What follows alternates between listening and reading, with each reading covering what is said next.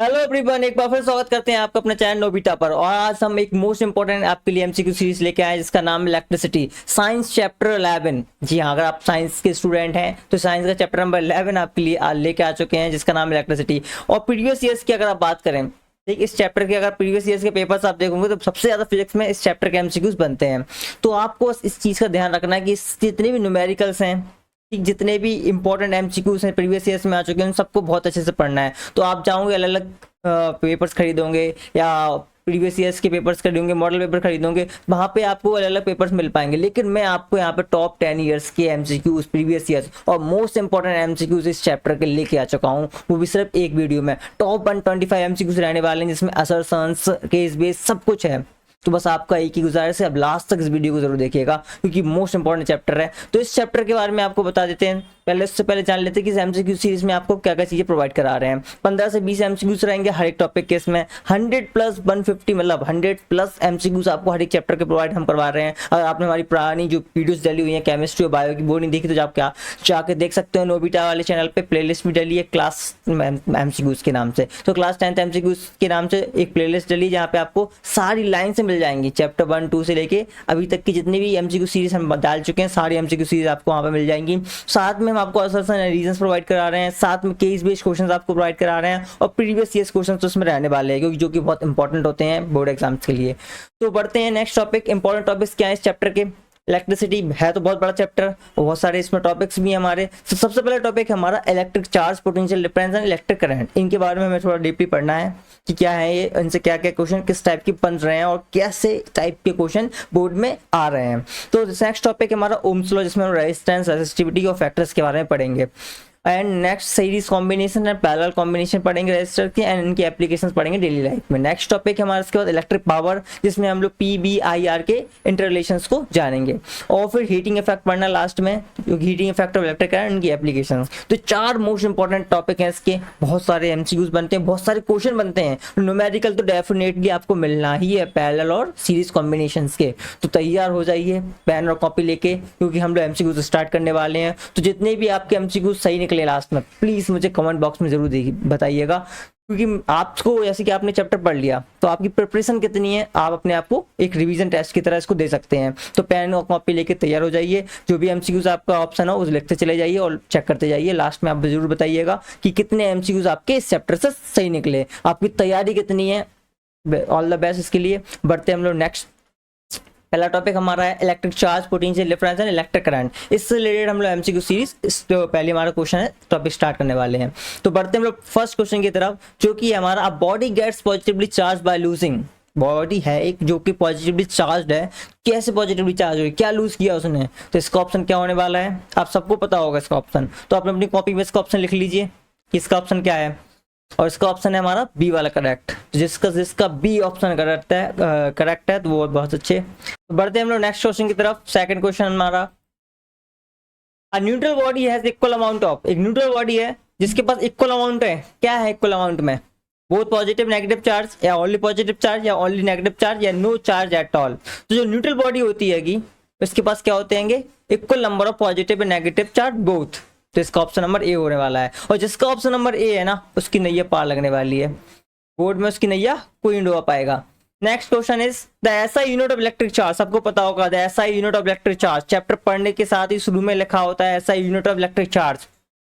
इसका ऑप्शन है ए वाला, कूलम इसकी यूनिट है। बढ़ते हम लोग फोर्थ क्वेश्चन की तरफ। The charge on an electron, एक इलेक्ट्रॉन के ऊपर कितना चार्ज होता है बताइए, एक इलेक्ट्रॉन के ऊपर कितना चार्ज होता है। आपने अपना ऑप्शंस कॉपी में लिख लीजिए। जैसे कॉपी नहीं उठाई है ना, उठा लो अभी जाके कॉपी उठा लो, उसमें ऑप्शन लिखना चालू कर दीजिए, तभी आप अपने आप को चेक कर पाएंगे। आप बोर्ड का एग्जाम देने वाले हैं, आप जाने वाले बोर्ड का एग्जाम देने, ठीक, इसलिए आपको अपनी कॉपी में अपने आप को टेस्ट कर लीजिए। इसका ऑप्शन कौन सा होने वाला है, सी वाला, ठीक, 1.6 × 10⁻19। बढ़ते हैं नेक्स्ट क्वेश्चन की तरफ। 1 coulomb charge is equivalent to the charge contain in. एक कूलम चार्ज में कितने इलेक्ट्रॉन्स होते हैं। बढ़िया क्वेश्चन है आपके, बहुत इंपॉर्टेंट क्वेश्चन भी है। ऐसे क्वेश्चन बोर्ड में देखने को डेफिनेटली आपको मिल जाएंगे। एक कूलम चार्ज में कितने इलेक्ट्रॉन्स होते हैं, ठीक, चलिए अपना ऑप्शन कमेंट बॉक्स में ही बता सकते हैं आप। इसका ऑप्शन है हमारा डी वाला correct. 6.25 into 10 to the power 18 electrons. And the next question, how the charge will flow, charge कैसे फ्लो करता है? By heating them, by applying potential difference, या बोथ, या नन ऑफ दिस। तो इसका ऑप्शन है by applying potential difference. B option is correct. And the next question, due to flow positive and negative charge or both charges at that same time, ये क्या होगा? Electric current produce होगा, light produce होगी, heat produce होगी, air produce होगा। सबको पता होगा इसका ऑप्शन, सबको जानते होंगे। इसका ऑप्शन नंबर ए सही है। बहुत अच्छा कर रहे हैं आप, जिसके एमसीक्यू सही निकल रहे हैं, बहुत अच्छी तैयारी चल रही है आपकी, लगे रहिए। The rate of flow of electric charge is called, the rate of flow of electric charge किसकी डेफिनेशन है? Voltage, resistance, electric current, potential difference, किसकी डेफिनेशन है? तो इलेक्ट्रिक करंट की है। सबने चैप्टर पढ़ा होगा अच्छे से, डेफिनेशन सारी पढ़ ली होंगी। Direction of flow of electric current, जो डायरेक्शन होता है flow of electric current is opposite होता है। Direction of flow of electron क्या है? In the direction of flow of electron from positive to negative terminal, A और C. Electric current का option क्या होगा? तो एक तो opposite to the direction of electric current, जैसे कि इलेक्ट्रॉन जिस डायरेक्शन में जा रहा होता है, जो इलेक्ट्रिक करंट होता है उसके अपोजिट डायरेक्शन में फ्लो करता है। यहाँ पे आपको डायग्राम के थ्रू भी पता चल रहा होगा। और जो इलेक्ट्रिक करंट है वो बैटरी के सेल के पॉजिटिव टर्मिनल से फ्लो करता है। तो इसका सी वाला ऑप्शन भी हमारा सही है। तो इसका बोथ बी ए बी मतलब D option both A and C are correct हो जाएगा। And next question, the SI unit of electric current, SI unit of electric current बताइए। डी वाला ऑप्शन सही है इसका, एम्पियर। बढ़ते हैं हम लोग next question. 5 coulomb per second same as, जो 5 कूलम पर सेकंड है वो सेम किसके बराबर है? 5 एम्पियर की 5 मिली एम्पियर की, 5 जूल की, 5 वोल्ट। तो कूलम पर सेकंड किसकी है? जल्दी बताइए, कूलम पर सेकंड किसकी यूनिट है? करंट की। करंट को नापा जाता है कूलम पर सेकंड में भी, और coulomb per second same as the ampere. तो इसका ये ऑप्शन हमारा सही हो जाएगा, क्योंकि I is equal to Q upon T, तो इसलिए इसके कूलम पर सेकंड भी इसको कहा जाता है। And the next question, the value of milli ampere and micro ampere, दोनों की वैल्यू आपको बतानी। तो मिली मतलब 10 टू द पावर -3 और माइक्रो मतलब 10 टू द पावर -6। तो यहाँ पे आपको इनकी सिंबल्स भी याद रखना है। एम लिख के आ रहा है स्मॉल, इसका मतलब मिली, ऐसा यू म्यू बन के आ रहा है, इसका मतलब माइक्रो। तो यहाँ पे हमारा ऑप्शन नंबर बी करेक्ट हो जाएगा, 10 to the power -3 and 10 to the power -6 respectively.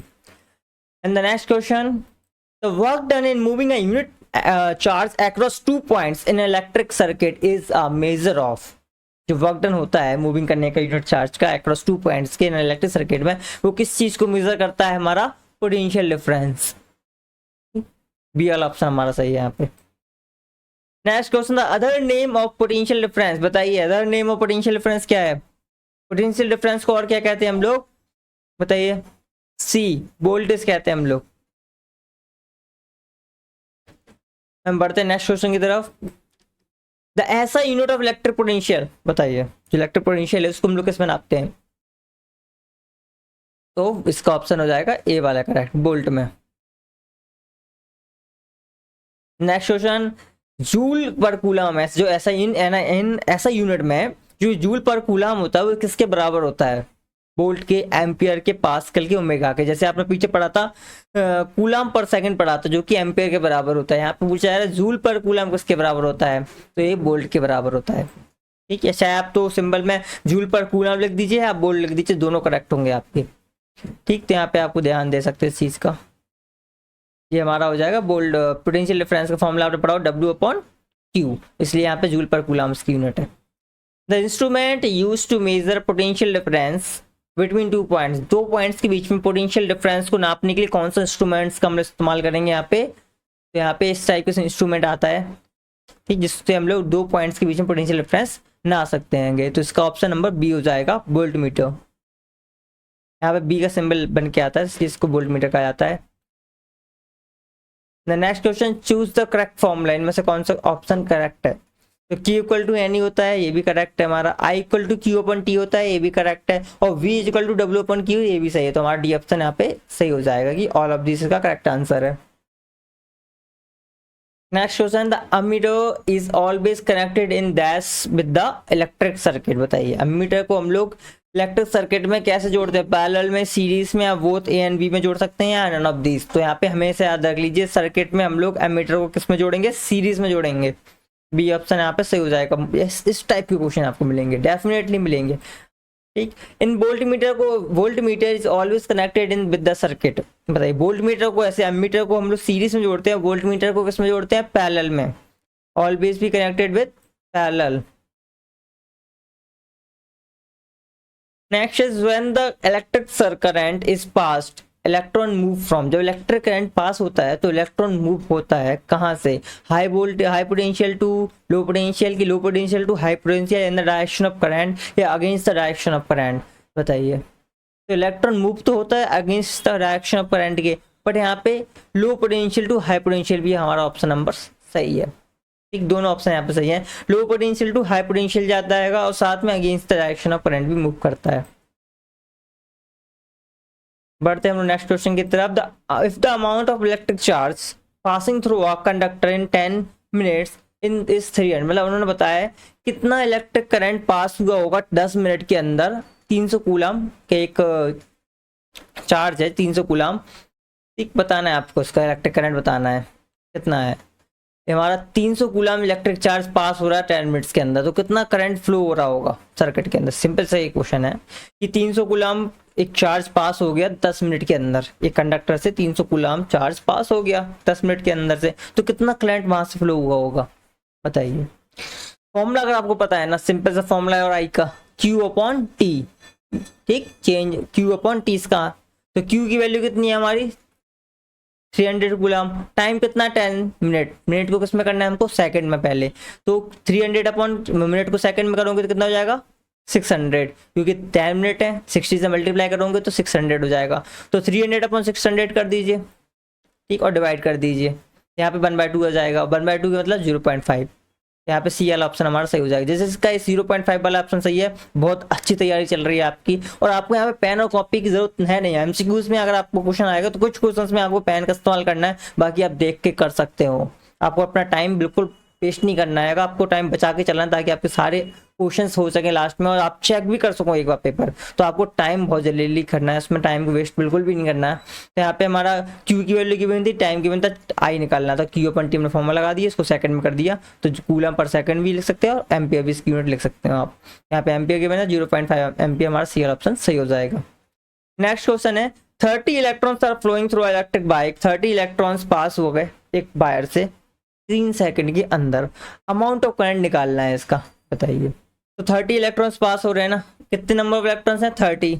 एक फॉर्मूला देखो, क्यू का फॉर्मूला होता क्या है। अब यहाँ पे देखो, पहला वाला जो क्वेश्चन था बिल्कुल सेम ही क्वेश्चन है ये। यहाँ पे वहां पे अपन को क्यू गिवन था 300 कूलम, यहाँ पे क्यू गिवन नहीं है, तो आपको पहले क्यू निकालना है। टाइम जो गिवन है क्यू निकालना है। क्यू का फॉर्मूला पढ़ा है आपने पीछे, एक ऑप्शन में था Q equal to N into E. N मतलब नंबर ऑफ इलेक्ट्रॉन, ई मतलब चार्ज ऑन वन इलेक्ट्रॉन।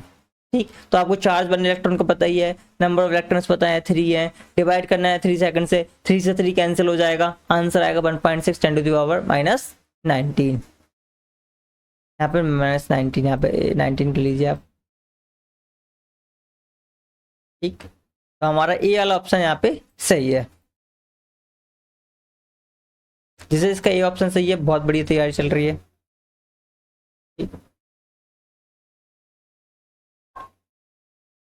बढ़ते हम लोग नेक्स्ट क्वेश्चन की तरफ, ये इसका 24 वाले क्वेश्चन की तरफ। How much work is done in moving a charge of 2 coulomb from a point 118 voltage से to a point of 128 volt तक।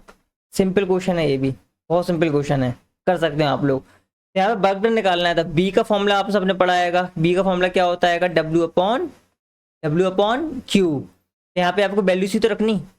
ठीक, वोल्टेज कितना है 118 टू 120, मतलब कितना हो गया, माइनस करोगे तो 10 वोल्ट इसका आंसर हो गया। ठीक, इसकी वैल्यू आ गई कितनी 10 वोल्ट। अब नेक्स्ट हम तो बोला जा रहा है कि वर्क डन निकालना है, तो W तो निकालना ही हमको चाहिए चार्ज कितना है 2 का क्रॉस मल्टीप्लाई भेज दो, आंसर आ जाएगा 20 जूल। तो करने की जरूरत है इसको। एक सिंपल सा था एक क्वेश्चन, क्योंकि एमसीक्यूज में ज़्यादा डिफिकल्ट आपको नहीं देंगे वो एमसीक्यूज, लेकिन इसके न्यूमेरिकल्स आपको मिलेंगे जो कि अच्छे खासे होंगे। बट यहाँ पे एमसीक्यूज में आपको थोड़ा सा लॉजिक लगाना पड़ेगा और आप इसको आराम से कर लोगे।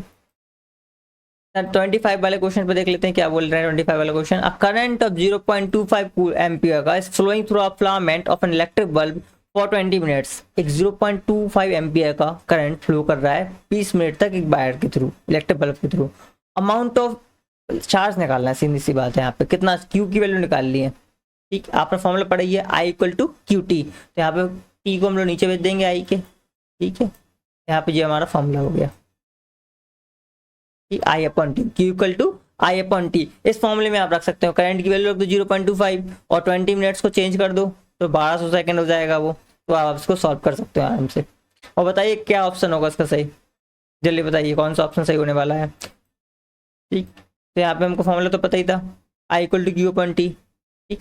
0.25 आई की वैल्यू रख दी हमने, सेकंड में कर लिया, टाइम को मल्टीप्लाई में भेज दिया, इन दोनों को मल्टीप्लाई किया तो आंसर हमारा आया 300 कूलम। पे यहाँ पे ये ऑप्शन हमारा सही हो जाएगा। और जिस इसका ये ऑप्शन सही है, बहुत अच्छी तैयारी चल रही है आपके लिए, बहुत अच्छी तैयारी चल रही है। अब छोड़ के आएंगे एक फिजिक्स का पेपर को, ठीक। और जो समझते हैं फिजिक्स का पेपर बहुत डिफिकल्ट है, न्यूमेरिकल बहुत डिफिकल्ट है, प्रैक्टिस करो, कुछ डिफिकल्ट नहीं है। सिंपल से फॉर्मूलेस हैं, सिंपल में फॉर्मूले में आपको वैल्यूज पुट करनी है और सॉल्व करना है, कोई डिफिकल्ट यहाँ पे आपको मिलने वाला नहीं। नेक्स्ट टॉपिक पे बढ़ते हैं हम लोग। नेक्स्ट टॉपिक हमारा यहाँ पे 25 एमसीक्यूज कर चुके हैं हम लोग, ठीक। इलेक्ट्रिक चार्ज, पोटेंशियल और इलेक्ट्रिक करंट के। अब हम लोग मोस्ट इंपॉर्टेंट टॉपिक स्टार्ट करने वाले हैं, ओम्स लॉ। यहाँ पे आपको resistance, resistivity, factor on which the resistance of a conductor depend, इस टाइप के क्वेश्चंस मिलेंगे। इससे तो मिलेंगे आपको क्वेश्चन फैक्टर्स वालों से, और सीरीज और पैरेलल कॉम्बिनेशन मिलेगा आपको, जिससे आपको न्यूमेरिकल्स ही मिलेंगे। एमसीक्यूज के अलावा भी आपके पास इसके न्यूमेरिकल्स आएंगे। तो बढ़ते हैं इस टॉपिक को, कैसे कैसे एमसीक्यूज हमको आपको मिलेंगे यहाँ पे देख लेते हैं। तो पहला बोला गया according to the Ohm's law, ठीक। बताने आपको according to the Ohm's law कौन सा यहाँ पे सही चीज़ है।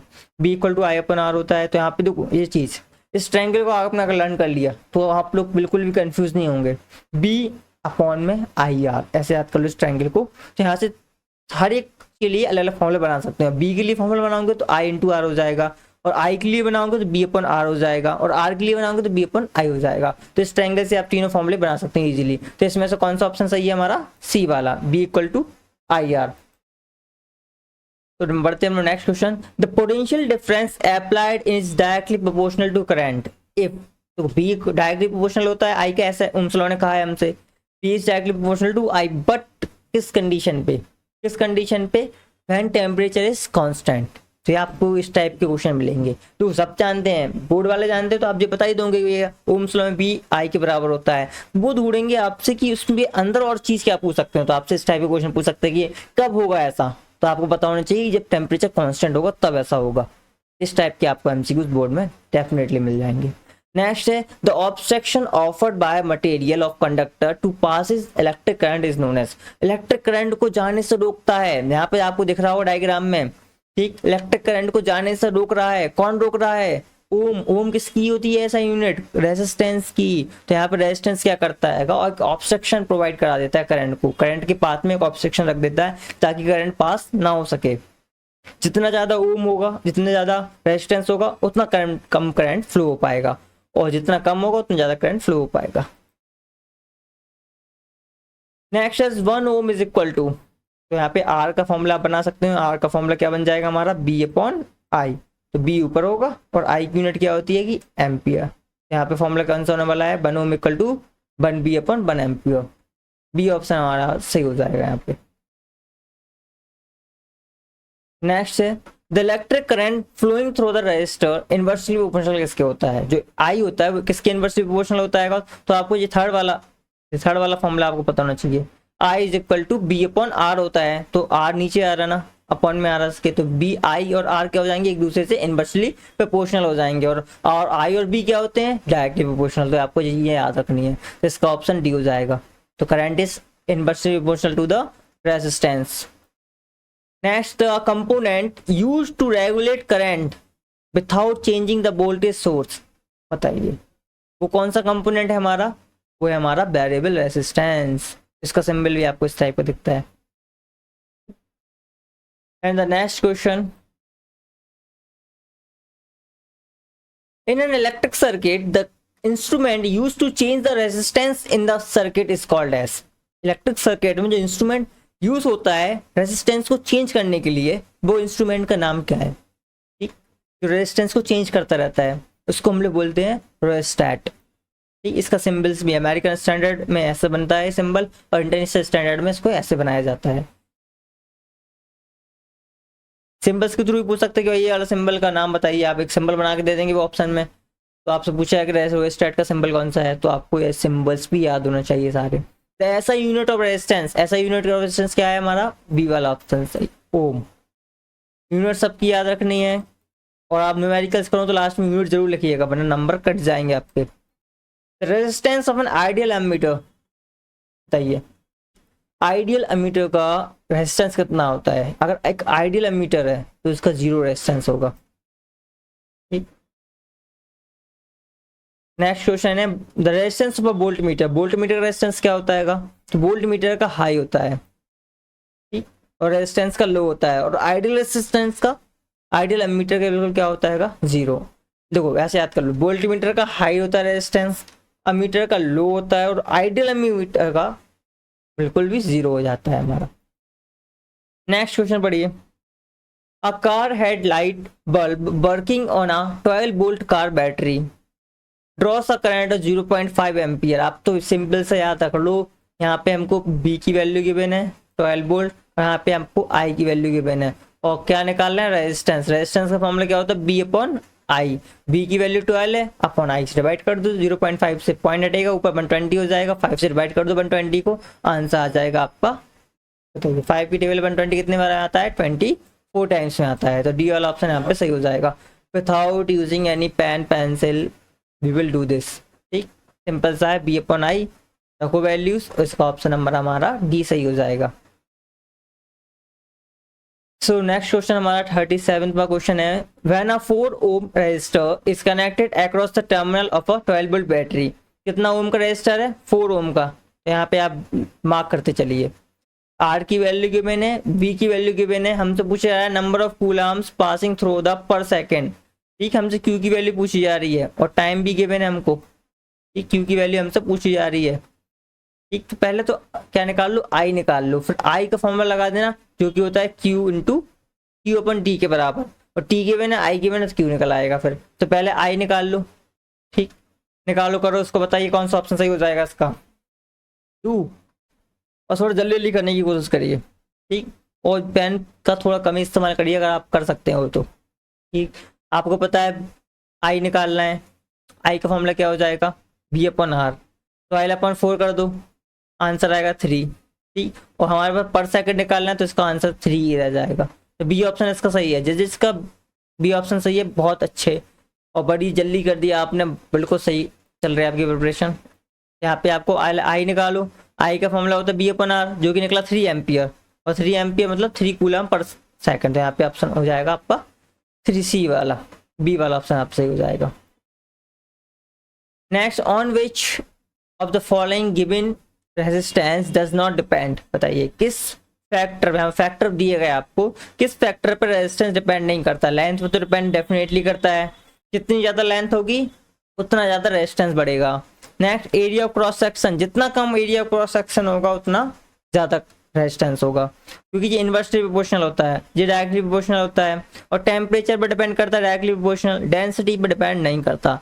यहाँ पे हमारा डी वाला ऑप्शन सही हो जाएगा, किस पर डिपेंड नहीं करता, डेंसिटी पर। तो इसका फॉर्मूला ही आपको पता होगा, R is equal to rho L upon A, rho क्या है यहाँ पे, रेसिस्टिविटी हमारी।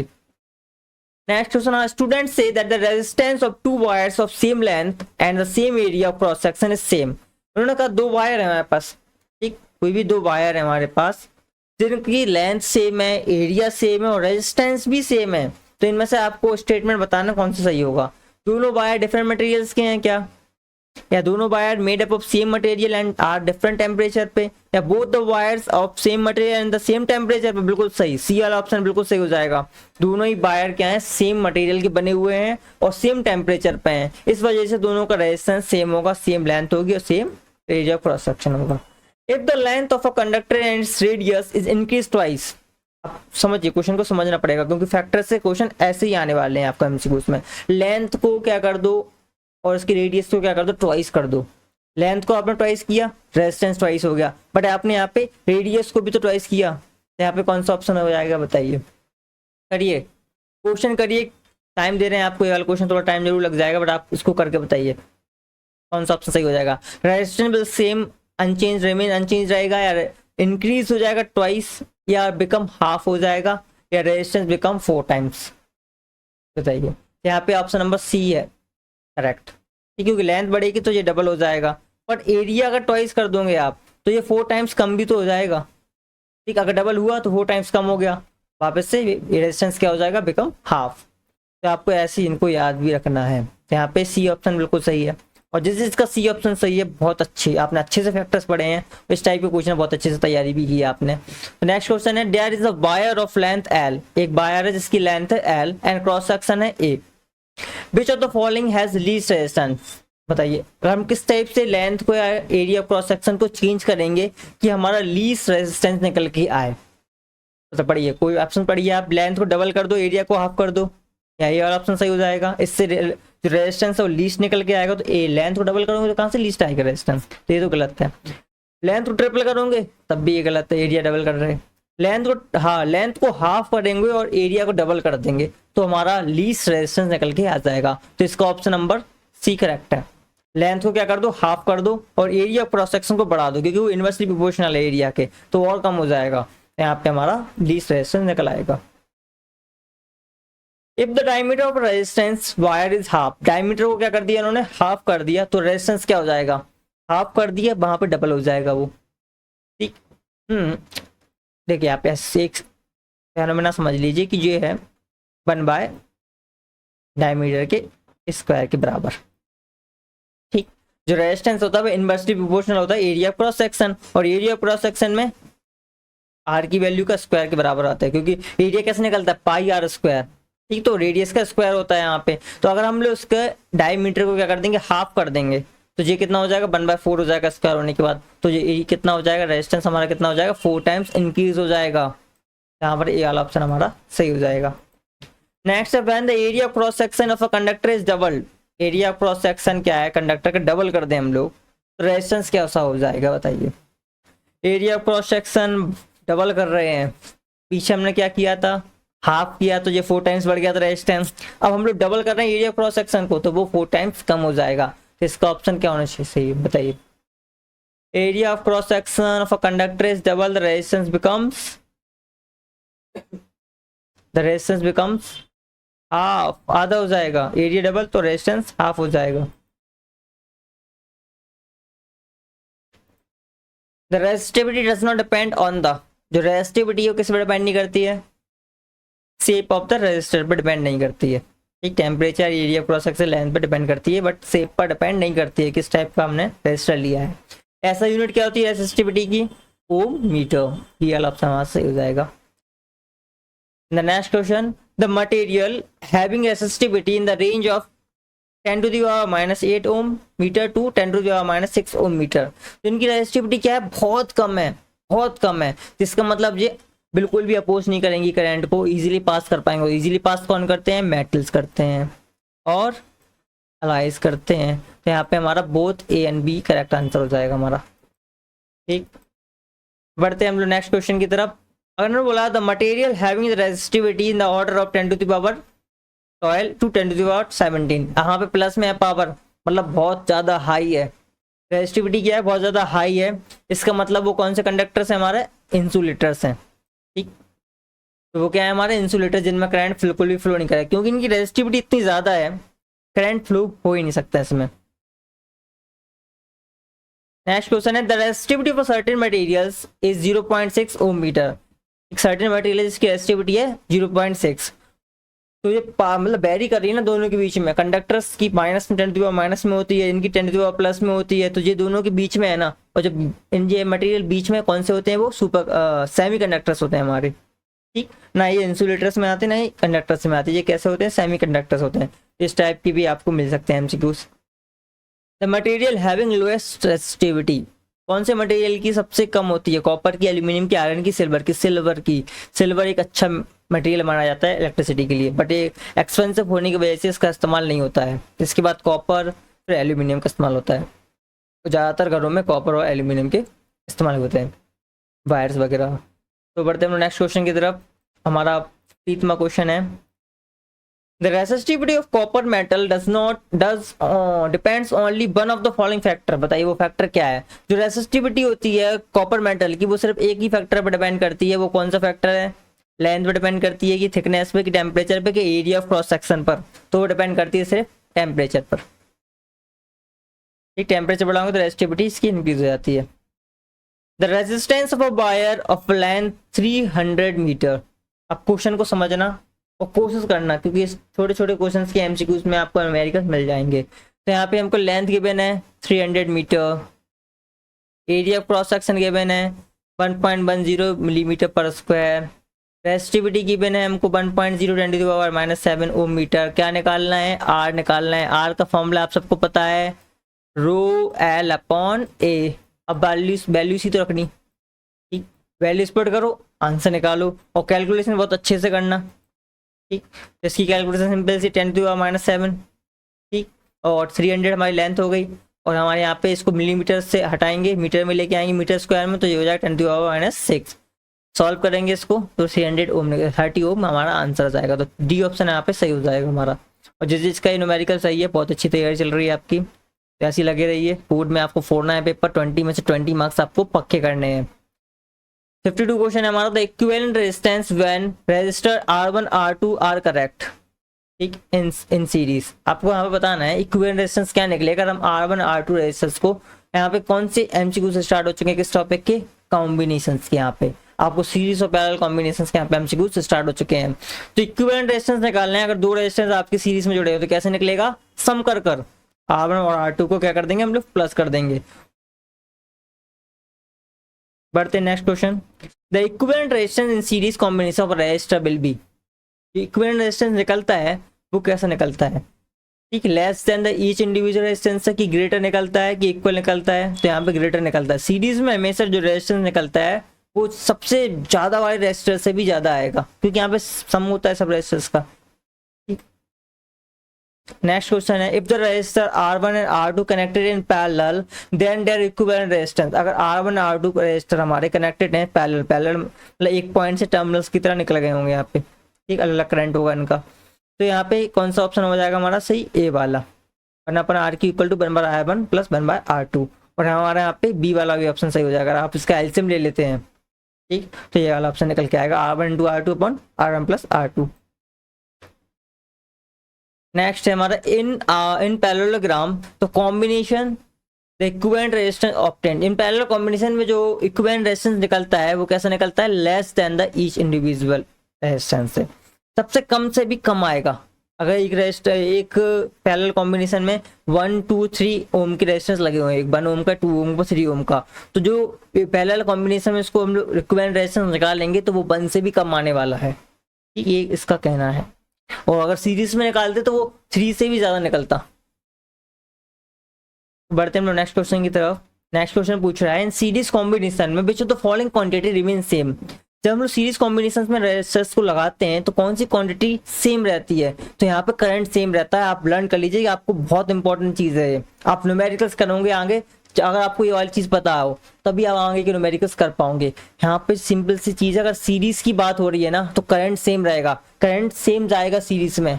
अगर 10 एम्पियर का पहले वाले रेजिस्टेंस में है तो दूसरे वाले रेजिस्टेंस में भी 10 ही एम्पियर का जाएगा, कोई चेंज नहीं आएगा करंट में, बट वोल्टेज डिफरेंट रहेंगे, ठीक। तो आपको ये चीज यहाँ पे ध्यान रखनी है। सीरीज में क्या चेंज होने वाला है? Electric current. सीरीज में क्या चीज सेम रहने वाली है? Electric current. और पैरेलल में क्या चीज सेम होने वाली है? नेक्स्ट क्वेश्चन पैरेलल का है। पैरेलल में क्या चीज सेम हो जाएगी? Potential difference. वोल्टेज इसका सही ऑप्शन हो जाएगा हमारा। दोनों में सिंपल सी चीज है, सीरीज में करंट सेम और पैरेलल में अगर जुड़े हुए रेजिस्टर तो वोल्टेज सेम। और यहाँ पे पैरेलल में क्या चीज अलग हो जाएगा? करंट अलग अलग हो जाएगा। और जितना ज़्यादा रेजिस्टर होगा उसमें उतना कम करंट जाएगा, वो आपको पता ही है। रेजिस्टेंस जितना ज़्यादा रेजिस्टेंस होता है उतना कम करंट जाएगा। मान चलो पहला हमारा R1 है जिसमें इसकी वैल्यू 1 ओम है तो उसमें ज़्यादा करंट जाएगा। दूसरा है 2 ओम, उसमें थोड़ा कम जाएगा। इसकी वैल्यू है 3 ओम, उसमें और कम जाएगा। तो यहाँ पे आप समझ सकते हो करंट अलग अलग हो जाता है, यहाँ पे पोटेंशियल डिफरेंस सेम रहता है। The next question, 2 resistors are connected in series. 2 resistors को हमने क्या कर दिया? सीरीज में आके जोड़ दिया। इसका जो इक्विवेलेंट रेजिस्टेंस निकल के आया वो आया हमारा 10 ओम सीरीज में, ठीक, 10 ओम निकल के आया। पर हमने उन्हीं दोनों को जोड़ दिया पैरेलल में, वो रेजिस्टर थे उनको हमने जोड़ दिया पैरेलल में। तो अब जो हमारा जो रेजिस्टर पैरेलल में जो हमारा वैल्यू निकली इक्विवेलेंट रेजिस्टेंस की वो निकली 2.4 ओम। तो यहाँ पे आपको बताना कि वो दोनों रेजिस्टर्स कैसे थे, या दोनों 5 ओम के थे कि एक 6 का था एक 4 का था, एक 7 और 4 का था कि एक 8 और 2 का था। तो इसको आपको करके देखना है। तो 5 के तो होंगे नहीं, ठीक। यहाँ पे आपको 6 और 4 का करके देख लो। ये बन देखो 6 और 4 10 तो हो रहा है, ठीक। तो देखो पहले ऑप्शन गलत कर लो, कौन कौन से गलत ऑप्शन है। तो सी वाला तो गलत है क्योंकि 7 + 4 11 होता है यहाँ पे सीरीज में, तो हमारा 10 ओम, तो यहाँ पे गलत होगा। अब इन तीनों को करना है तो पहला वाला भी गलत होगा जी, क्योंकि यहाँ पे 2.4 आ रहा है। तो यहाँ पे बी वाला ऑप्शन करके देखो, 1/6 रखो 1/4 रखो और एलसीएम लो 24 आएगा, ऊपर कितना हो जाएगा 10, उल्टा कर दूंगा 24/10, 10 से भी पॉइंट लग जाएगा बीच में 2.4। तो हमारा बी वाला ऑप्शन सही हो जाएगा। विदाउट पेन एंड पेपर के एमसीक्यूज को करके दिखा दिया। तो आप लोगों को ये ज़्यादा से ज़्यादा कम इस्तेमाल करना है एमसीक्यूज में, ठीक। सिंपल सा था, सम तो हो रहा था 10 और हमारा जो पैरेलल में निकल रहा था वो था 2.4। तो आप लोग इसको निकाल सकते हैं इजीली, या तो आप लोग 2 इक्वेशन बना लो, इस टाइप की 2 इक्वेशन बना लो, फिर इनको आपस में सॉल्व कर दो। ऐसे भी आप सॉल्व कर सकते हैं इसको, R1 और R2 यहाँ से निकाल सकते हैं। नेक्स्ट है हमारा to get 2 ohm resistance using the 6 ohm resistors का।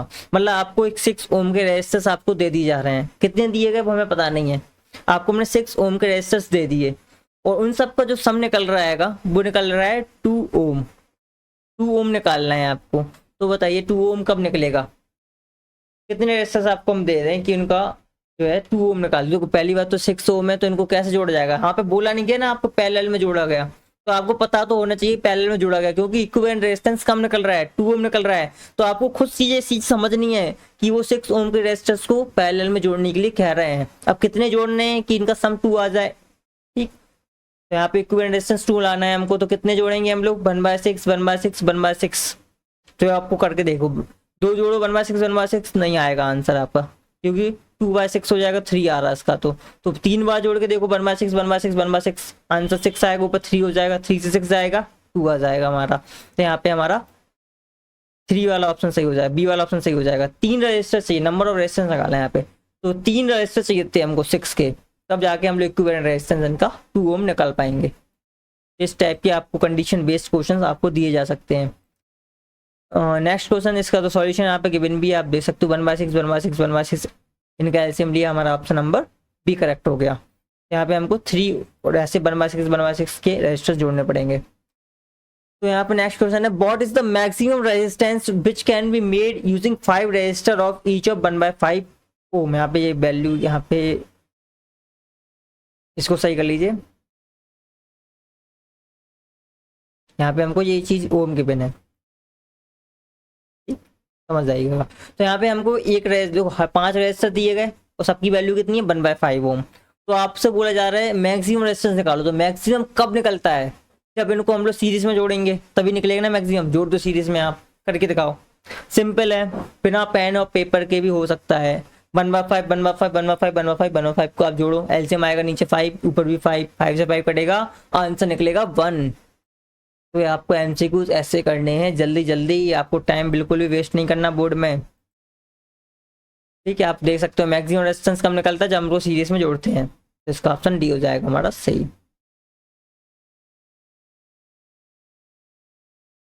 अब बताइए, अच्छा क्वेश्चन है ये वाला। A piece of wire of resistance R, एक तार का टुकड़ा है हमारे पास जिसका रेजिस्टेंस है आर, उसको हमने 5 टुकड़ों में बराबर काट दिया। तो सबका रेजिस्टेंस कितना हो जाएगा, अभी तो पूरे का रेजिस्टेंस था हमारा आर, अब कितना बचा हमारा 1/5 आर, ठीक, 1/5 1/5, 5 पार्ट में हो गया ये। अब उनको जोड़ दिया गया पैरेलल में, ठीक, अब उनको बाद में जोड़ दिया गया पैरेलल में। अब आपको बताना है इनका रेशियो R/R का, मतलब जो पहले रेजिस्टेंस था और अब जो रेजिस्टेंस है वो कितना है, इनका रेशियो निकालना है। करिए इसको, क्वेश्चन केस बेस जरूर है लेकिन बहुत ऐसे ही आपको क्वेश्चन मिलेंगे। आप सोचिए आपको इजी क्वेश्चन मिल जाए, तो अब ऐसा नहीं है, कोरोना टाइप का कोई वो नहीं है। तो आपको पढ़ना है, बहुत अच्छे से पढ़ना है और आपको छोड़ के आना है पेपर पूरा, ठीक। तो इसको क्वेश्चन करिए आप। तो हमारा ईच रेजिस्टर कितने को हो जाएगा R/5 R/5 R/5, क्योंकि 5 पूरे का रेजिस्टेंस कितना था पहले आर था, अब 5 टुकड़ों में कट गया तो R by five R by five R by five R by five हो गया। अब इनको पैरेलल में जोड़ोगे तो 1/r R five 1/r R by five 1/r R five, ऐसे करके आप 5 रेजिस्टर्स को जोड़ दीजिए और इनका एलसीएम लीजिए। एलसीएम लोगे तो 25 ऊपर चला जाएगा, 25/r आ जाएगा। यहाँ पे आर को इधर भेज दो क्रॉस में, तो r/r डैश कितना निकल के आ रहा है 25। ठीक, तो यहाँ पे डी वाला ऑप्शन हमारा सही हो जाएगा। इसका ऑप्शन कौन सा सही हो जाएगा, डी वाला हमारा। जिसने इस वाले क्वेश्चन को कर लिया, डेफिनेटली मैं कह सकता हूँ उसने वो पेपर में एक भी गलती नहीं करेगा। न्यूमेरिकल्स में तो आपके एक भी गलती नहीं हुई, क्योंकि ये वाला क्वेश्चन डिफिकल्ट था। ठीक, ये क्वेश्चन डिफिकल्ट था। नेक्स्ट क्वेश्चन, 3 रेजिस्टर्स हमारे पास, एक 1 ओम का है, ठीक, एक है हमारे पास 2 ओम का और एक है हमारे पास 3 ओम का। तीनों को हमने पैरेलल में जोड़ दिया, इनका जो कंबाइंड रेजिस्टेंस निकला वो कितना होगा। तो अब देखो, इसको करना नहीं है, इसको आप सोचो करने बैठ जाओ, करना नहीं है। पैरेलल में जोड़ रहे हैं ना, पैरेलल में आपको एक चीज याद थी, हमने पहले बताया था, पैरेलल में हमेशा कम से कम निकलेगा, कम वाले से भी कम निकलेगा। तो सबसे कम वाला रेजिस्टर क्या है हमारे पास, 1 ओम का, तो आंसर हमेशा 1 से कम निकलने वाला, तो बी ऑप्शन हमारे वहाँ पे सही हो जाएगा। तो जो कंबाइंड रेजिस्टेंस निकलेगा, इक्विवेलेंट रेजिस्टेंस निकलेगा इन तीनों को पैरेलल में जोड़ने के बाद, वो लेस देन 1 निकलेगा। और अगर सीरीज की पूछ लेते आपसे कि इन तीनों को हमने सीरीज में जोड़ दिया तो ग्रेटर निकलता, ज्यादा वाले से भी ज्यादा निकलता, तो यहाँ पे ये ऑप्शन हमारा सही हो जाता। तो यहाँ पे हमसे पैरेलल से पूछा गया, तो पैरेलल में हमेशा कम से कम होता है, तो बी वाला ऑप्शन यहाँ पे सही हो जाएगा। बढ़ते हैं next question. In the circuit given below, एक सर्किट गिवन है, ठीक है, इसमें 2 वोल्ट के एक सेल लगा हुआ है, जिससे तीन हमारे रेजिस्टर्स हैं जो सीरीज में कनेक्टेड हैं, एक 2 का, एक 3 का, एक 1 का। ठीक, करंट यहाँ से फ्लो कर रहा है हमारा, इसमें जा रहा है, फिर इसमें जा रहा है, फिर इसमें जा रहा है। ठीक, आपको बताना है potential difference across 3 coulomb resistor, तो इस वाले में कितना वोल्टेज है। देखो ये तीनों किसमें ज्वाइन है, सीरीज में। अपने आपको पहले बताया सीरीज में क्या क्या अलग अलग होता है, हमारा वोल्टेज सबका अलग अलग होता है और करंट सेम होता है। करंट तो तीनों में सेम होगा ना, तो पहले क्या आप क्या निकाल लो, करंट निकाल लो, आई की वैल्यू निकालो। आई की वैल्यू आप निकाल सकते हो क्योंकि यहाँ पे आपको बी गिवन है और इन तीनों को सम कर लो। ठीक, आर निकाल लो, आर कैसे निकलेगा, तीनों को सम करके, क्योंकि सीरीज में गिवन है, सम निकाल लो इनका। 1 + 2 + 3 कितना निकला, 6 निकला। आर की वैल्यू कितनी निकली हमारी, आर की वैल्यू कितनी निकली, 6। करो इसको क्वेश्चन को, आर की वैल्यू 6 है, बी की वैल्यू 2 है, आई निकालना है। आई कैसे निकलेगा, B/R करके 2/6 कर दो, आंसर कितना आने वाला, 1/3। आई की वैल्यू 1/3 आ गई। अब आई की वैल्यू पता है, बी निकालना है, बी कैसे निकलता, आई × आर। आई की वैल्यू ये निकाली 1/3, आर कितना है 3, मल्टीप्लाई कर दो 1/3 × 3 का, answer option number C correct हो जाएगा। 3 से 3 कैंसिल हो जाएगा, 1 आएगा। जिसने इसको कर लिया बहुत अच्छे, और जिसने नहीं कर पाया वो हमारा सॉल्यूशन भी देख सकते हो। सिंपल सा है, आई निकालना है आपको, आई निकलेगा B/R करके, और आई तीनों में सेम रहेगा। अब हमें निकालना है बी 3 ओम में, तो B = I × ये वाला रजिस्टर कर दो, यहाँ पे आपका 1 वोल्ट आंसर आ जाएगा। सी वाला ऑप्शन हमारा सही हो जाएगा। नेक्स्ट है बैटरी ऑफ 3 लैम्प, एक बैटरी कनेक्टेड है 3 लैम्प से। ठीक, ये 3 लैम्प से कनेक्टेड है, यहाँ पे कनेक्शन जोड़ दो, कनेक्शन कट गए हैं हमारे, यहाँ पे कनेक्टेड है। ठीक, इस टाइप से कनेक्टेड है। यहाँ से क्या जा रहा है, हमारा करंट जा रहा है, एक्स क्या है यहाँ पे, करंट है जो कि जा रहा है। अब यहाँ पे दो चीजें पैरेलल में होगी ना, तो करंट यहाँ पे आगे क्या हो जाएगा, अलग अलग हो जाएगा। इसमें कुछ अमाउंट ऑफ करंट गया होगा, इसमें 2 रजिस्टर जुड़े हैं तो इसमें अलग अमाउंट ऑफ करंट गया होगा। तो यहाँ पे आपको बताना है, ठीक, इनमें से ऑप्शन कौन सा सही है आपको बताना है। Current Z is greater than the by, क्या जेड वाला ज्यादा होगा, ठीक, या बाई वाला ज्यादा होगा करंट। तो जिसमें एक रजिस्टर लगा हुआ है तो उसमें तो सिंपल सी बात है, ज्यादा से ज्यादा करंट फ्लो हो रहा होगा, तो सिंपल था ये। ठीक, यहाँ पे बी ऑप्शन हमारा सही हो जाएगा। तो current at Y is greater हो जाएगा then the current at Z पर। जहाँ पे कम रेजिस्टेंस वहाँ पे ज्यादा करंट फ्लो होगा, यहाँ पे ज्यादा रेजिस्टेंस वहाँ पे कम करंट फ्लो होगा। तो एक केस टाइप के क्वेश्चन हैं। यहाँ पे नेक्स्ट क्वेश्चन हमसे पूछा है B1, B2 and B3 are the PDs across the 1 volt 3 resistors के थ्रू अलग अलग वोल्टेज है। तो आपको पता भी वो सीरीज में ज्वाइंट है तो वोल्टेज तो तीनों के अलग अलग होंगे ही। तो उन्होंने बता दिया कि इसका B1 है, इसका B2 है, इसका B3 है। तो आपको बताना है इसमें B1, B2 और B3 की वैल्यू। करंट कितने का जा रहा है यहाँ पे, फ्लो कितने का कर रहा है करंट, 5 एम्पियर का। तो करंट तो तीनों में सेम जाएगा क्योंकि सीरीज में कनेक्टेड है तीनों रेजिस्टर। तो B1 निकालो, B1 कैसे निकलेगा, I × R करते जाओ। I की वैल्यू 5 है, R की वैल्यू 1 है, तो पहले का आंसर आ गया हमारा 5।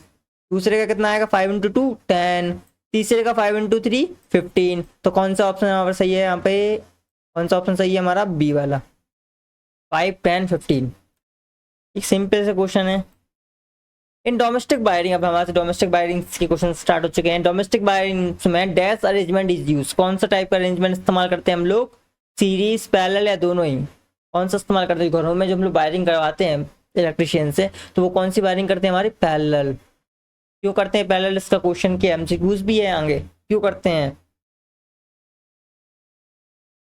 The fuse wire are connected in dash in the electrical circuit to protect the circuit from extra current. जो फ्यूज वायर होता है उसको हम लोग कहाँ पे जोड़ देते हैं, पैरेलल में, सीरीज में, या both A and B and none of these. तो इसको हम लोग जोड़ देते हैं सीरीज में। ठीक, इसको किस में जोड़ देते हैं हम लोग, सीरीज में। क्यों जोड़ते हैं, सीरीज में से जोड़ते हैं कि पहले जोड़ देते हैं इसको, ताकि अगर हाई वोल्टेज का करंट आए तो जिसका जो वायर है वो उसका कनेक्शन को तोड़ देता है, ताकि हमारे जो अप्लायंसेस हैं वो खराब ना हो जाए। ठीक, इसलिए इसको हम लोग सीरीज में जोड़ देते हैं पहले ही, आगे करंट जैसे इससे पास हो पहले ये सर्किट को ब्रेक कर दे और आगे वाले अप्लायंसेस को बचा ले। इसलिए हम लोग फ्यूज का घरों में इस्तेमाल करते हैं। लेकिन अब एमसीबी आगे टाइप की आ गई है, हम लोग उसका इस्तेमाल करते हैं। हम लोग नेक्स्ट क्वेश्चन की तरफ। 68वां में क्वेश्चन हमसे पूछा है कि in parallel combination of electrical appliance total electrical power, हम लोग पैरेलल कॉम्बिनेशन करते हैं सारे इलेक्ट्रिकल अप्लायंसेस का, उसमें टोटल इलेक्ट्रिकल पावर क्या हो जाती है, इंक्रीज हो जाती है कि डिक्रीज हो जाती है, डज नॉट चेंज और रिमेन सेम। तो इसका ऑप्शन नंबर बी सही है, डिक्रीज हो जाती है, इसलिए हम लोग पैरेलल कॉम्बिनेशन को प्रेफरेंस देते हैं। नेक्स्ट है the lamps in a household circuit are connected in parallel because, जो लैम्प हम लोग हाउस होल्ड में लगाते हैं उनको हम लोग पैरेलल में जोड़ते हैं। क्यों जोड़ते हैं बताओ, क्यों जोड़ते हैं भैया, क्यों जरूरत पड़ जाती है आपको पैरेलल में जोड़ने की, क्योंकि अगर एक लैम्प खराब भी हो जाए बाकी के लैम्प तो जलते रहे ना, इसलिए। ठीक, बी वाला ऑप्शन यहाँ पे सही है हमारा, इसका जो रीजन है वो बी वाला है। नेक्स्ट है using the circuit given below the state which of the following statement is correct. यहाँ पे आपको सर्किट को देख के बताना है कि कौन कौन सा स्टेटमेंट यहाँ पे सही है। तो आप उस सर्किट को थोड़ा समझो पहले। यहाँ पे 2 की आपको दी गई है, S1 की, S2 की। अगर इसको क्लोज करोगे तो एक करंट पास हो जाएगा ए लैंप में और बी लैंप दोनों में जाएगा। तो यहाँ पे ये सेकंड वाले की को आपको क्लोज करने की जरूरत है भी नहीं, या आप क्लोज भी कर दोगे या ओपन रहने दोगे कोई चेंजेस नहीं आएगा। तो यहाँ पे हमारा सी वाला ऑप्शन यहाँ पे सही हो जाएगा। With S2 open and S1 close A and B are lit, दोनों चलेंगे। नेक्स्ट है हमारे पास, नेक्स्ट जो टॉपिक है हमारा इलेक्ट्रिकल पावर से रिलेटेड को है, इसमें हमें इंटरलेशन पढ़ना है BVIR के टर्म्स में। तो बढ़ते हैं हम लोग। इसका पहला वाला क्वेश्चन है हमारा 71st क्वेश्चन है हमारा, electrical power is given by, आपको ये फॉर्मूले गिवन है जो कि मोस्ट इंपॉर्टेंट है आपके न्यूमेरिकल्स के लिए, BI square R E/T B/R, ये 4 टाइप के फॉर्मूले हैं। तो यहाँ पे चारों ही ऑप्शन सही है, यहाँ पे लास्ट वाला सही है, तीनों ही फॉर्मूले सही हैं। तो हम लास्ट ऑप्शन पर टिक लगाएंगे। द नेक्स्ट इज ऐसा unit of electrical power, electrical power को आप नापते किस में है, किसमें नापूंगा इलेक्ट्रिकल पावर को, वॉट में। बी ऑप्शन यहाँ पर सही हो जाएगा हमारा। नेक्स्ट है हमारा when electrical lamp is connected to 12 volt की battery and the current is 0.5 volt, power निकाल लो। ठीक, आपको यहाँ पे 12 वोल्ट की बैटरी के बिना करंट के बिना 0.5 का, पावर का फॉर्मूला क्या होता है, B इंटू आई, बी के बिना 12 वोल्ट, आई के बिना 0.5, मल्टीप्लाई करो 6, आंसर आने वाला है आपका। तो आपको पेन की बिल्कुल भी यहाँ पे जरूरत नहीं है लेने की, आप डायरेक्टली इसको कर सकते हैं। तो आपको टाइम अगर बचाना है तो कोशिश करिएगा जल्दी से जल्दी क्वेश्चन को समझ सकूं और कर सकूं उसको। ठीक, टाइम बहुत लिमिटेड मिलेगा आपको, बहुत सारे क्वेश्चंस रहेंगे आपके केमिस्ट्री, बायो और मैथ फिजिक्स के। Next question, at a given time a house is applied 100 ampere current 220 volt पर। एक घर में 100 एम्पियर करंट दिया जा रहा है 220 वोल्ट पर, और उसमें 75 वॉट्स के इलेक्ट्रिकल लाइट बल्ब्स हमारे लगे हुए होंगे, जो कि एक है 75 वॉट का। तो यहाँ पे कितने लगे हुए होंगे, जिसके टोटल हमारी 100 एम्पियर का करंट यूज़ हो रहा है इस घर में। तो आपको नंबर ऑफ बल्ब्स निकालने हैं यहाँ पे, करिए इसको, टेक योर टाइम्स को करिए, मोस्ट इंपॉर्टेंट है, कंडीशन बेस्ड क्वेश्चन है, आप करिए इसको, take your time. If they are connected in parallel, ये भी आपको ध्यान रखना है।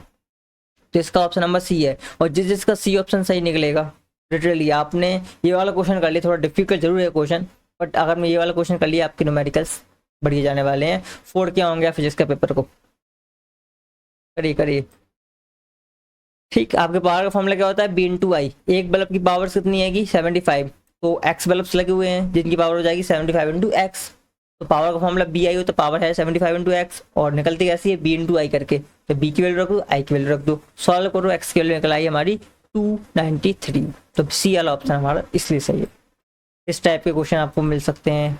If the potential difference between the ends fixed resistor के हाफ कर दें, क्या करते हैं हाफ, पोटेंशियल डिफरेंस को हाफ कर दें, ये वाला फॉर्मूला आप ध्यान रखो। कौन सा फॉर्मूला, ये वाला बी स्क्वायर अपन आर वाला। तो अगर इसको हाफ करोगे तो पावर क्या हो जाएगी 1/4 टाइम्स कम हो जाएगी, ठीक 1/4 हो जाएगी पावर। बढ़ते हम लोग नेक्स्ट क्वेश्चन की तरफ। 2 बल्ब्स लगे हैं हमारे पास, 100 वॉट का लगा है, एक 40 वॉट का लगा है, और 100 वॉट में वो बोल रहे हैं कि हम लोग 1 एम्पियर करंट पास कर रहे हैं। तो दूसरे वाले में 40 वॉट वाले में कितना करंट पास हो रहा होगा बताना है। दोनों किस में कनेक्ट है, आप पहले ये बताइए, दोनों किस में कनेक्ट है, सीरीज में कनेक्ट। और सीरीज में हमने पीछे पढ़ा है कि सीरीज में कलेक्टर करंट सेम रहता है, तो इलेक्ट्रिक करंट जितना 100 वाट में जा रहा होगा उतना ही हमारा 40 वाट वाले बल्ब में जा रहा होगा। तो हमारा 1 एम्पियर यहाँ पे सही है, डी वाला ऑप्शन यहाँ पे सही है। नेक्स्ट है 2 किलोवाट का बॉयलर है हमारे पास, जो कि हम लोग 1 घंटे के लिए जला रहे हैं।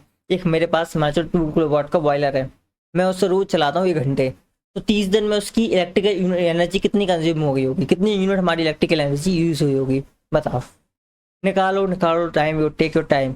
यहाँ पे एनर्जी कैसे निकलती है कि किलोवाट आवर निकलती है, तो यहाँ पे पहले हम लोग किलोवाट आवर में मल्टीप्लाई कर लो, तो 2 किलोवाट इंटू 1 आवर चली, तो एनर्जी निकली हमारी पी इंटू टी से। एनर्जी कैसे निकालोगे आप, पावर का मल्टीप्लाई कर दो किसमें, टाइम में। और आपको यहाँ रखना है पावर किस में होनी चाहिए, किलोवाट में होनी चाहिए, और टाइम किस में होना चाहिएगा, आवर में, तभी आपकी यूनिट निकलेगी सही। तो पावर कितनी है 2, टाइम कितना है 1, तो हमारी कितनी एनर्जी यूज हो रही है, कितनी एनर्जी यूज हो रही है एक दिन में 2 यूनिट्स। तो 30 दिन में कितनी होगी 2 इंटू 30 कर दो, आंसर कितना निकलने वाला है 60। ठीक, तो यहाँ पे हम लोग 60 यूनिट्स का इस्तेमाल कर रहे हैं। एक महीने में जो हमारी यूनिट निकल के आएगी वो 60 निकल के आएगी। नेक्स्ट क्वेश्चन है हमारा 78th। 2 heaters wire, 2 heater wire है हमारे पास, सेम लेंथ है और सेम मटेरियल के हैं, बट एक है थोड़ा सा थिक, एक है थिन, दोनों को कनेक्ट कर दो सीरीज में। अब आपसे पूछा जा रहा है कौन सा पावर डिसिपेट करेगा, पावर जो डिसिपेट होगी वो दोनों में सेम होगी, या थिनर वाले में ज़्यादा होगी, या थिक वाले में ज़्यादा होगी, या प्रोडक्ट भी नहीं होगी हो सकती। तो यहाँ पे याद करो रेजिस्टेंस से, इस क्वेश्चन को रेजिस्टेंस से याद करो। ठीक, थिन वायर का रेजिस्टेंस क्या होता है, थोड़ा ज़्यादा होता है, थिक वायर का थोड़ा कम होता है। तो थिन वायर में पावर क्या होगी, ज़्यादा इस्तेमाल होगी, इसमें रेजिस्टेंस कम तो पावर ज़्यादा कंज्यूम होगी, इस थोड़ी रेजिस्टेंस ज़्यादा होगी उसमें पावर ज़्यादा लगेगी। तो यहाँ पे बी वाला ऑप्शन हमारा सही हो जाएगा। Watt hour is also called, watt hour को हम लोग वोल्ट एम्पियर आवर बोलते हैं, कि board of the trade unit बोलते हैं, या हॉर्स पावर बोलते हैं, नॉन ऑफ दीज। तो यहाँ पे तीनों ही ऑप्शन गलत है हमारा, तो डी वाला ऑप्शन पे टिक लगाएंगे। नेक्स्ट हमारा 2, एक 2 हीटर है हमारे पास, एक 100 वाट का है, 2 हीटर 100 वाट के हैं, दोनों को उन्होंने कहा पहले हम लोग जोड़ेंगे पैरेलल में, दोनों 100 वाट की हीटर्स को हमने जोड़ दिए पैरेलल में, तो इन्होंने क्यू हीट निकाल के दी हमको, क्यू हीट निकल के आई। फिर हमने दोनों को 100 वाट की हीटर्स को जोड़ दिया सीरीज में, तब हमारे पास जो हीट निकल के है भाई वो आई क्यू एस, दोनों को सेम टाइम तक जलाया हमने, तो आई हमारे पास क्यू एस। तो आपको यहाँ पे निकालना है Q P upon Q S, एक रेशियो निकाल के बताना है वो कितना आने वाला है यहाँ पे। चलिए टेक योर टाइम, सिंपल है थोड़ा सा, मॉडरेट है, सिंपल से और डिफिकल्ट के मॉडरेट में क्वेश्चन है। करिए ठीक, बताइए इसका ऑप्शन कौन सा सही होने वाला है, करिए करिए। ठीक, तो पैरेलल में आप आपको यहाँ पे याद कर लो, और इस चीज़ को आप नोट कर लो, कि चाहे तो आप स्क्रीनशॉट भी ले सकते हो, क्योंकि यहाँ पे बहुत नई चीज़ आपको देखने को मिलने वाली है। क्योंकि जो रेजिस्टेंस को पैरेलल में जोड़ते थे तो 1/R 1/R2 ऐसे प्लस करना पड़ता था, बट पैरेलल अगर हम पावर की बात कर रहे हो, हमें इक्विवेलेंट पावर निकालनी है, तो कैसे निकलेगी, पैरेलल में प्लस करके सम करके निकलेगी। यहाँ पर ये चीज याद कर लो, इन पैरेलल में इक्विवेलेंट पावर निकलती है हमारी P1 प्लस P2 सम करके, और हम लोग सीरीज में अगर इक्विवेलेंट पावर निकालेंगे तो हमको 1/P1 प्लस 1/P2 ऐसे करके निकालनी पड़ेगी। तो हमने पहले हमारे दोनों केस में जुड़े थे, पैरेलल में जुड़े थे, तो हमने P1 प्लस P2 करके निकाला, 200 वॉट निकला। फिर हमने दोनों हीटर्स को जोड़ दिए सीरीज में, तो सीरीज में निकाला तो 50 वॉट आया। फिर दोनों का QP निकाली, तो P इंटू टी फॉर्मूला होता है, ठीक, टी तो दोनों में सेम है क्योंकि सेम टाइम पे चले थे, टी से टी कट जाएगा। तो पी कितना निकला हमारा, पैरेलल में पावर कितनी निकली 200 वॉट, सीरीज में कितनी निकली 50 वॉट, काट दो रेशियो हो जाएगा 4। आंसर कितना निकलने वाला है Q P upon Q S का 4। ठीक, अगर जैसे इसने एक क्वेश्चन कर लिया, डेफिनेटली उसने अच्छी तैयारी करके रखी है बोर्ड के लिए अपनी, आपकी नैया डेफिनेटली पार लग जाएगी। आपने इस टाइप के क्वेश्चन अगर करके रखे हैं डेफिनेटली। तो 81 वाला क्वेश्चन है कि 1 हॉर्स पावर कितने वाट के बराबर होता है, बताइए। 1 हॉर्स पावर, 1 हॉर्स के अंदर कितनी पावर होती है बताइए। एक 550 LB पाउंड का एक बॉक्स को उठा ले 1 फीट तक 1 सेकंड के अंदर, वो जितनी पावर लगाता है उस पावर को हम लोग हॉर्स पावर कहते हैं, वो है हमारी 746 वाट। इसको निकाला गया था ऐसे ही। Commercial unit of electrical energy, हम लोग इलेक्ट्रिकल एनर्जी को किसमें नापते हैं बताइए, किसमें नापते हैं आप इलेक्ट्रिकल एनर्जी को? किलोवाट आवर्स में। हम लोग कितनी किलोवाट एनर्जी हम इस्तेमाल कर चुके हैं इस महीने में, और 1 किलोवाट आवर को एनर्जी जूल में करेंगे तो कितना आएगा हमारा, बताइए। करिए जूल में करिए, तो हमारा आंसर निकलता है 3.6 × 10⁻6 किलो जूल। लर्न कर लो आप। 1 किलोवाट, इसको आप डेरिव करने को भी आता है कि 1 किलोवाट आवर को चेंज करो जूल में। तो 1 किलोवाट आवर कितना होता है? 3.6 × 10⁻6 kilo joule.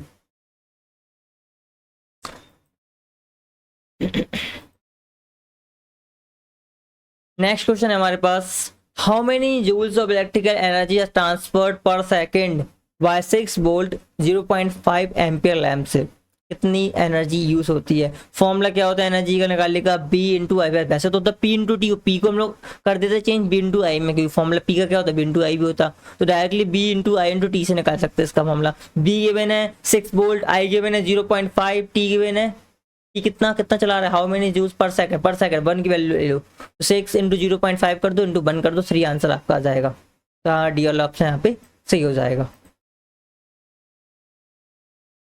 Next question, electrical heater is rated 2 kilowatt. एक इलेक्ट्रिकल हीटर है जो कि 2 किलोवाट का है, ठीक, पावर 2 किलोवाट पावर कंज्यूम कर रहा है, और इलेक्ट्रिकल एनर्जी की कॉस्ट है 4 रुपये। जो कॉस्ट इलेक्ट्रिकल एनर्जी की वो है 4 रुपये पर किलोवाट की। तो उसको अगर वो 3 घंटे तक चला रहा है तो उसकी कितनी कॉस्ट हो जाती है, आपको निकालना है। क्वेश्चन सिंपल है, आप पहले तो निकालो कितनी उसने यूनिट इस्तेमाल करी है। तो यूनिट कैसे निकलती है? किलोवाट आवर में। यहाँ पे इन दोनों को मल्टीप्लाई कर लो, इसका और इसका, कितने घंटे तक चल रहा है, कितनी किलोवाट पावर ले रहा है? 2 किलोवाट। ठीक, पावर कितनी है? 2 किलोवाट। टाइम कितना, कितने घंटे चल रहा है? 3 घंटे। तो कितनी यूनिट निकली हमारी? 6 किलोवाट। 6 किलोवाट क्या निकल के आ गई हमारी? यूनिट निकल के आ गई है कि 6 किलोवाट की यूनिट हो गई। और 1 किलोवाट के कितने रुपए लग रहे हैं? 4 रुपए ले रहे हैं ना, तो इसको मल्टीप्लाई 4 से कर देना। 6 × 4 कितना हो जाएगा हमारा? 24।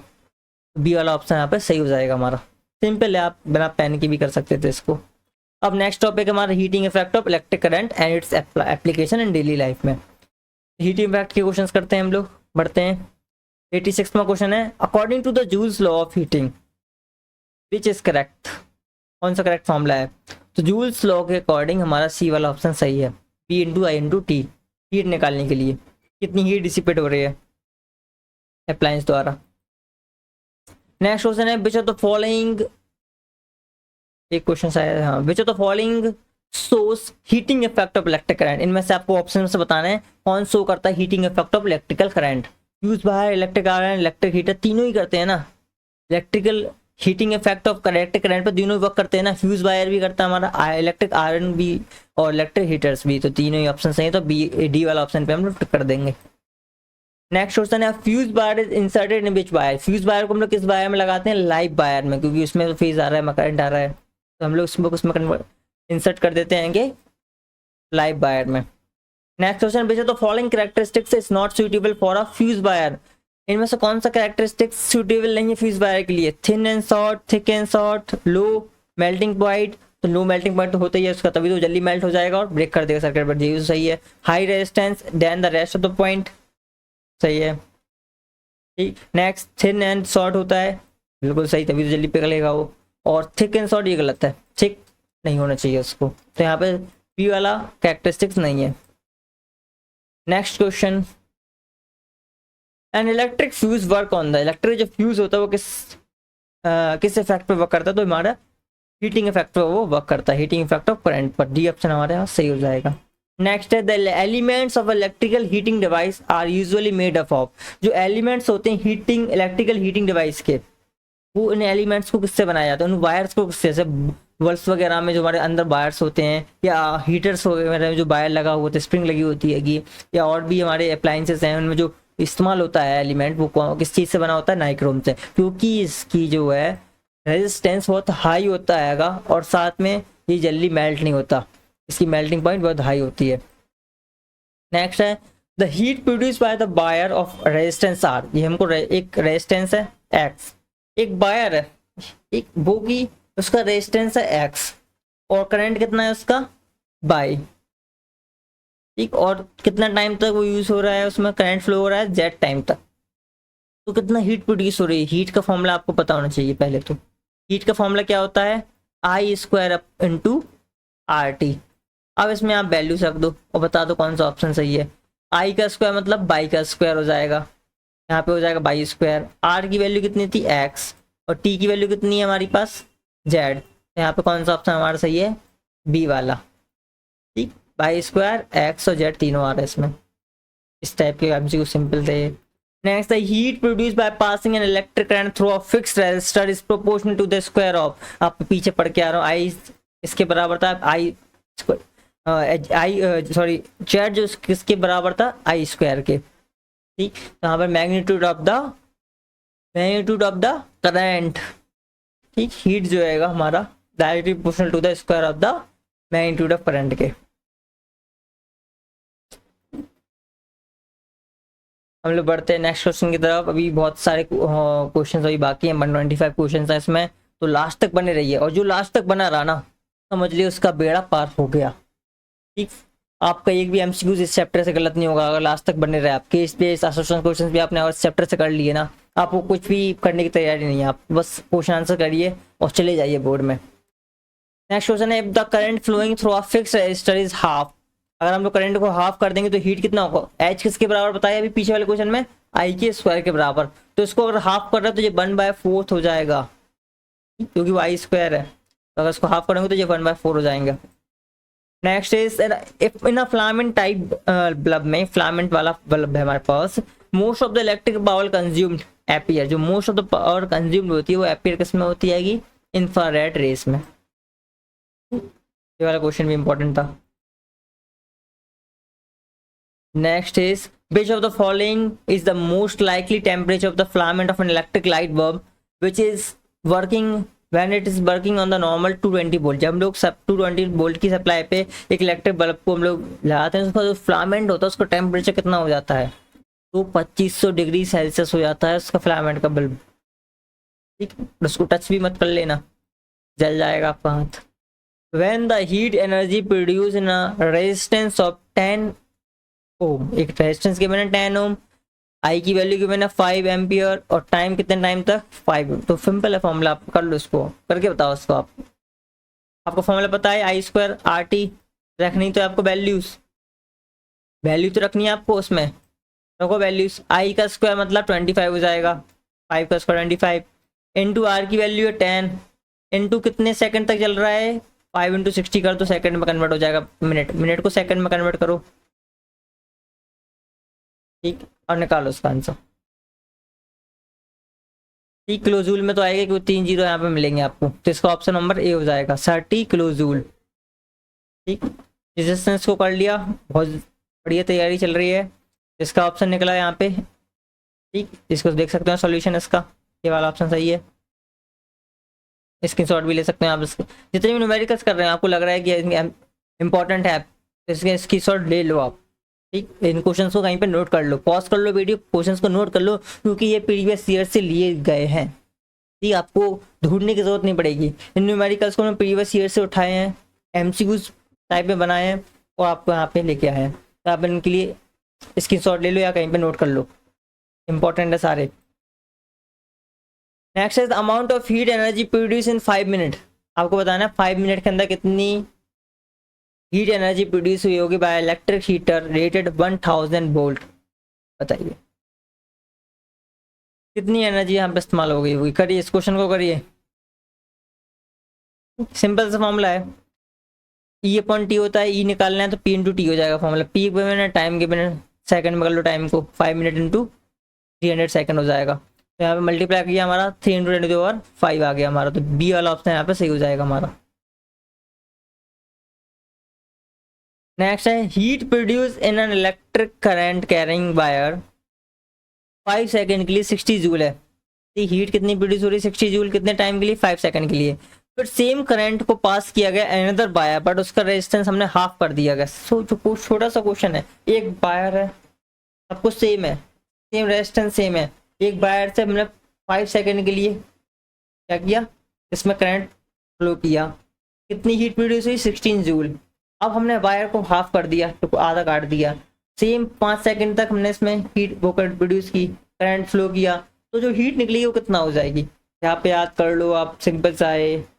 और अगर हम लोग रेजिस्टेंस को क्या कर दें, हाफ कर दें, आप रेजिस्टेंस को हाफ कर दें, ठीक, रेजिस्टेंस को हाफ कर दोगे तो H is directly proportional to resistance of the wire. अगर R आधा हो जाएगा तो हीट भी आधा हो जाएगी, तो इसका आंसर क्या निकलेगा 30। आप उसको क्वेश्चन को करने की जरूरत नहीं थी आपको, ठीक, सिंपल सा क्वेश्चन था। आपको फैक्टर टाइप के आपको पता होना चाहिए किस किस पे डिपेंड करता है, कैसे डिपेंड करता है, डायरेक्टली इनवर्सली कैसे। Next question, the current passing through the electric kettle has been double. Current को डबल कर दो, करंट के H जो है स्क्वायर ऑफ द करंट के बराबर होता है, डायरेक्टली प्रोपोर्शनल होता है। और करंट को डबल कर दो तो ये 4 टाइम्स बढ़ जाएगी, उसको हाफ करोगे तो 1/4 हो जाएगा। इन चीजों को आपको याद करना है क्योंकि ये एमसीक्यूज आपको डेफिनेटली मिलेंगे। अगर आई को डबल करोगे तो हीट 4 टाइम्स बढ़ जाएगी। तो ऑप्शन क्या है हमारा, सी वाला। तो यहाँ पे हीट के भी हमारे सारे एमसीक्यूज खत्म। अब हम लोग बढ़ते हैं असर्शंस एंड रीजंस पर। इससे असर्शन रीजंस भी बनेंगे जिसमें बहुत सारी कंडीशंस देखने को मिल रही है ना भाई, 2 बल्ब ऐसे जुड़े हैं तो इस टाइप की कंडीशंस आपको मिल जाएंगी। तो असर्शन रीजंस केस बेस भी आप करिएगा। तो बढ़ते हैं हम लोग असर्शंस पे। पहला असर्शन बोल, ठीक, और आपने अगर पहली वाली वीडियोस हमारी देखी है, ठीक, तो हमें यहाँ पे बहुत सारे हमने असर्शंस करवाए हैं। सारे एक वीडियो में आपको हर एक एमसीक्यू सीरीज साइंस की डली हुई है, सब में असर्शन हमारे केस बेस्ड क्वेश्चंस हैं, ठीक, तो आप लोग लास्ट तक जरूर देखिएगा। तो नेक्स्ट हमारे 101 क्वेश्चन स्टार्ट करते हैं। असर्शन का पहला क्वेश्चन है जिसमें असर्शन भैया बोल रहे हैं कि if a graph is plotted between the potential difference and the current, ये ग्राफ बनाया जा रहा है किस किस के बीच में, बी और आई के बीच में, ठीक, बना दिया ग्राफ। चलिए, the graph is straight line passing through the origin. जो ग्राफ बना वो स्ट्रेट लाइन बना, ये क्वेश्चन तो सही है। और किसका है जी, ओम्स लॉ को फॉलो कर रहा है कि V is directly proportional to I। Reason पढ़ लेते हैं ना, रीजन में क्या बोल रहा था, current is directly proportional to the potential difference. तो रीजन में वही बात बोल दी इन्होंने। तो यहाँ पे जो असर्शन है और रीजन है दोनों ही करेक्ट है और एक्सप्लेन भी अच्छे से कर रहे हैं। तो यहाँ पे हम लोग ए ऑप्शन पे टिक कर देंगे। जब दोनों की बातें सही हैं और एक दूसरे को एक्सप्लेन कर रहे हैं, रीजन जो है सही है, तो हम लोग क्या करेंगे, ए वाले ऑप्शन पे टिक करेंगे। नेक्स्ट क्वेश्चन है, अलायस are commonly used in electrical heating device में, like electric iron toaster etc में। बिल्कुल सही भैया, बिल्कुल सही। रीजन क्या है, alloys do not oxidize or burn rapidly at high temperatures, पे बर्न नहीं होते, तो ये भी सही है, इसलिए हम लोग इनका इस्तेमाल करते हैं हीटर्स वगैरह में, इलेक्ट्रिक आयरन वगैरह में। तो यहाँ पे ऑप्शन हमारा सही हो जाएगा। नेक्स्ट है, when the resistance are connected between the same 2 points they are said to be connected in parallel। Resistance को कनेक्ट कर दिया गया सेम 2 पॉइंट्स पे, they are said to be connected है पैरेलल में। अब in this case to total resistance निकलेगा वो डिक्रीज हो जाएगा then the individual resistance of the connected parallel. बिल्कुल सही क्या आ गया, ठीक। पर यहाँ पे एक्सप्लेनेशन क्या नहीं किया गया, सही से नहीं किया गया इस चीज को। यहाँ पे हम लोग बी वाले ऑप्शन पे टिक लगाएंगे। नेक्स्ट क्वेश्चन है हमारा, A cell is a device which converts chemical energy to electrical energy। बिल्कुल सही, बिल्कुल सही। रीजन क्या कह रहा है, रीजन भैया बोल रहे हैं कि सेल मेंटेन करता है constant potential difference between the terminals for a long time तक, ठीक। बट इस बात को तो समझाया नहीं, ये बात अलग है, वो बात अलग बोल रहा है। ये बोल रहा है कि डिवाइस जो कन्वर्ट करता है इलेक्ट्रिकल एनर्जी वो केमिकल एनर्जी में, क्यों करता है, अगर वो वाली बात इसमें बताई जाती रीजन में तो हम लोग एक वाला ऑप्शन पे टिक लगाते हैं। इन्होंने दोनों ने बात तो की अपनी अपनी जगह पे, अच्छे सही है बोल रहे हैं वो, पर यहाँ पे एक दूसरे को एक्सप्लेनेशन कोई इंटरलेशन नहीं दिख रहा हमको, तो हम लोग बी वाले ऑप्शन पर टिक लगाएंगे। ये अलग बात बोल रहा है, ये अलग बात बोल रहा है, दोनों सही बात है, और तो बी वाला ऑप्शन हमारा सही हो जाएगा। नेक्स्ट है, the resistivity of substance does not depend on the nature of the substance and the temperature. पे क्या डिपेंड नहीं करती है ना, डिपेंड, ये तो गलत हो गया ना। रेसिस्टिविटी तो डिपेंड करती है, तो ये गलत हो गया। रीजन क्या है, resistivity of a substance is a characteristics property है और द मटेरियल की। बिल्कुल सही, एक कैरेक्टरिस्टिक्स प्रॉपर्टी को हम लोग रेसिस्टिविटी बोलते हैं। तो हमारा डी वाला ऑप्शन सही हो जाएगा। असर्शन गलत है, रीजन सही है। Next, tungsten metal is used to for making filaments of incandescents lamps. जो हम लोग लैम्प्स का इस्तेमाल करते हैं, और जो लैम्प्स की फिलामेंट्स होती है वो टंगस्टन वायर से बनती है। रीजन क्या है, इनका मेल्टिंग पॉइंट वेरी लो होता है। रीजन क्या बोल दिया, इनने उल्टा ही बोल दिया। तो असर्शन सही है, रीजन गलत हो गया। तो हम लोग कौन से ऑप्शन पे भाग जाएंगे जल्दी से, सी वाले ऑप्शन पर। नेक्स्ट क्वेश्चन की तरफ बढ़ते हैं। The fuse is place in series with the device. बिल्कुल सही, सीरीज में जोड़ा जाता है। एक एमसीक्यू भी कर चुके हैं। नेक्स्ट, फ्यूज कंसिस्ट करता है piece of wire made up of metal और एन अलाउ और अप्रोप्रिएट मेल्टिंग पॉइंट का। बिल्कुल सही, बट यहाँ पे आपने रीजन में ये नहीं लिखा कि क्यों सीरीज में कनेक्ट करते हैं, इसलिए हम लोगों के दोनों ऑप्शन सही हैं, बट एक्सप्लेनेशन यहाँ पे नहीं मिला देखने को। तो हम लोग क्या करेंगे, बी वाले ऑप्शन पे टिक करेंगे। नेक्स्ट है, the wire supply current to an electric heater and not heated appreciably. ठीक है, आपको बताएं जो वायर सप्लाई कर रहे हैं इलेक्ट्रिक करंट, वो हीट नहीं हो रहे हैं अच्छे से। रेजिस्टेंस ऑफ कनेक्टिंग वायर्स के इज वेरी स्मॉल, इस वजह से। बिल्कुल सही, इसलिए वे हीट नहीं हो रहे हैं। यहाँ पे एक्सप्लेनेशन बहुत अच्छे से दे दिया क्यों नहीं हीट हो रहे हैं, क्योंकि उनका रेजिस्टेंस बहुत कम है।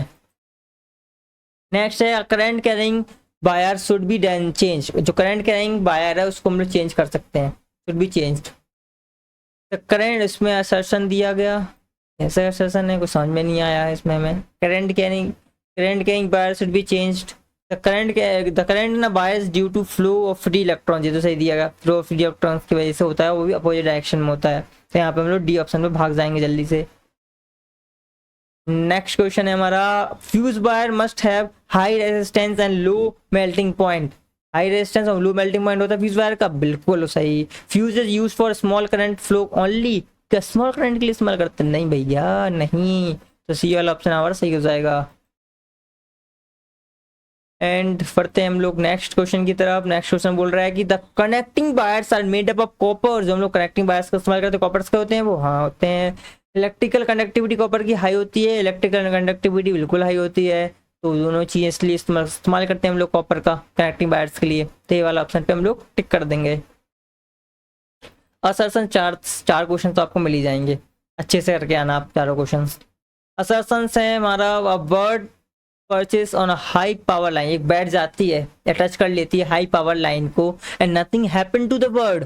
कुछ नहीं होता उस बर्ड को, बिल्कुल सही, कुछ नहीं होता उसको। आपने देखा होगा तारों पे बहुत सारी पक्षियां बैठी रहती हैं, क्यों नहीं होता उनको कोई। और हम लोग छीले ना अभी, ताक उड़ जाएंगे ऐसे बम की तरह। तो यहाँ पे उन्होंने बोला कि बर्ड्स को कुछ नहीं होता। रीजन भी पढ़ लेते हैं, रीजन में क्या बोल रहा है वो, क्योंकि जो circuit is incomplete for the bird sitting on a high power line. Circuit incomplete होता है, इस वजह से उनको कोई करंट नहीं लगता, क्योंकि वो फेस पे बैठी हुई है, न्यूट्रल पे बैठी हुई है, इनका एक सर्किट कंप्लीट नहीं हो रहा है, इस वजह से उनका करंट नहीं लगता।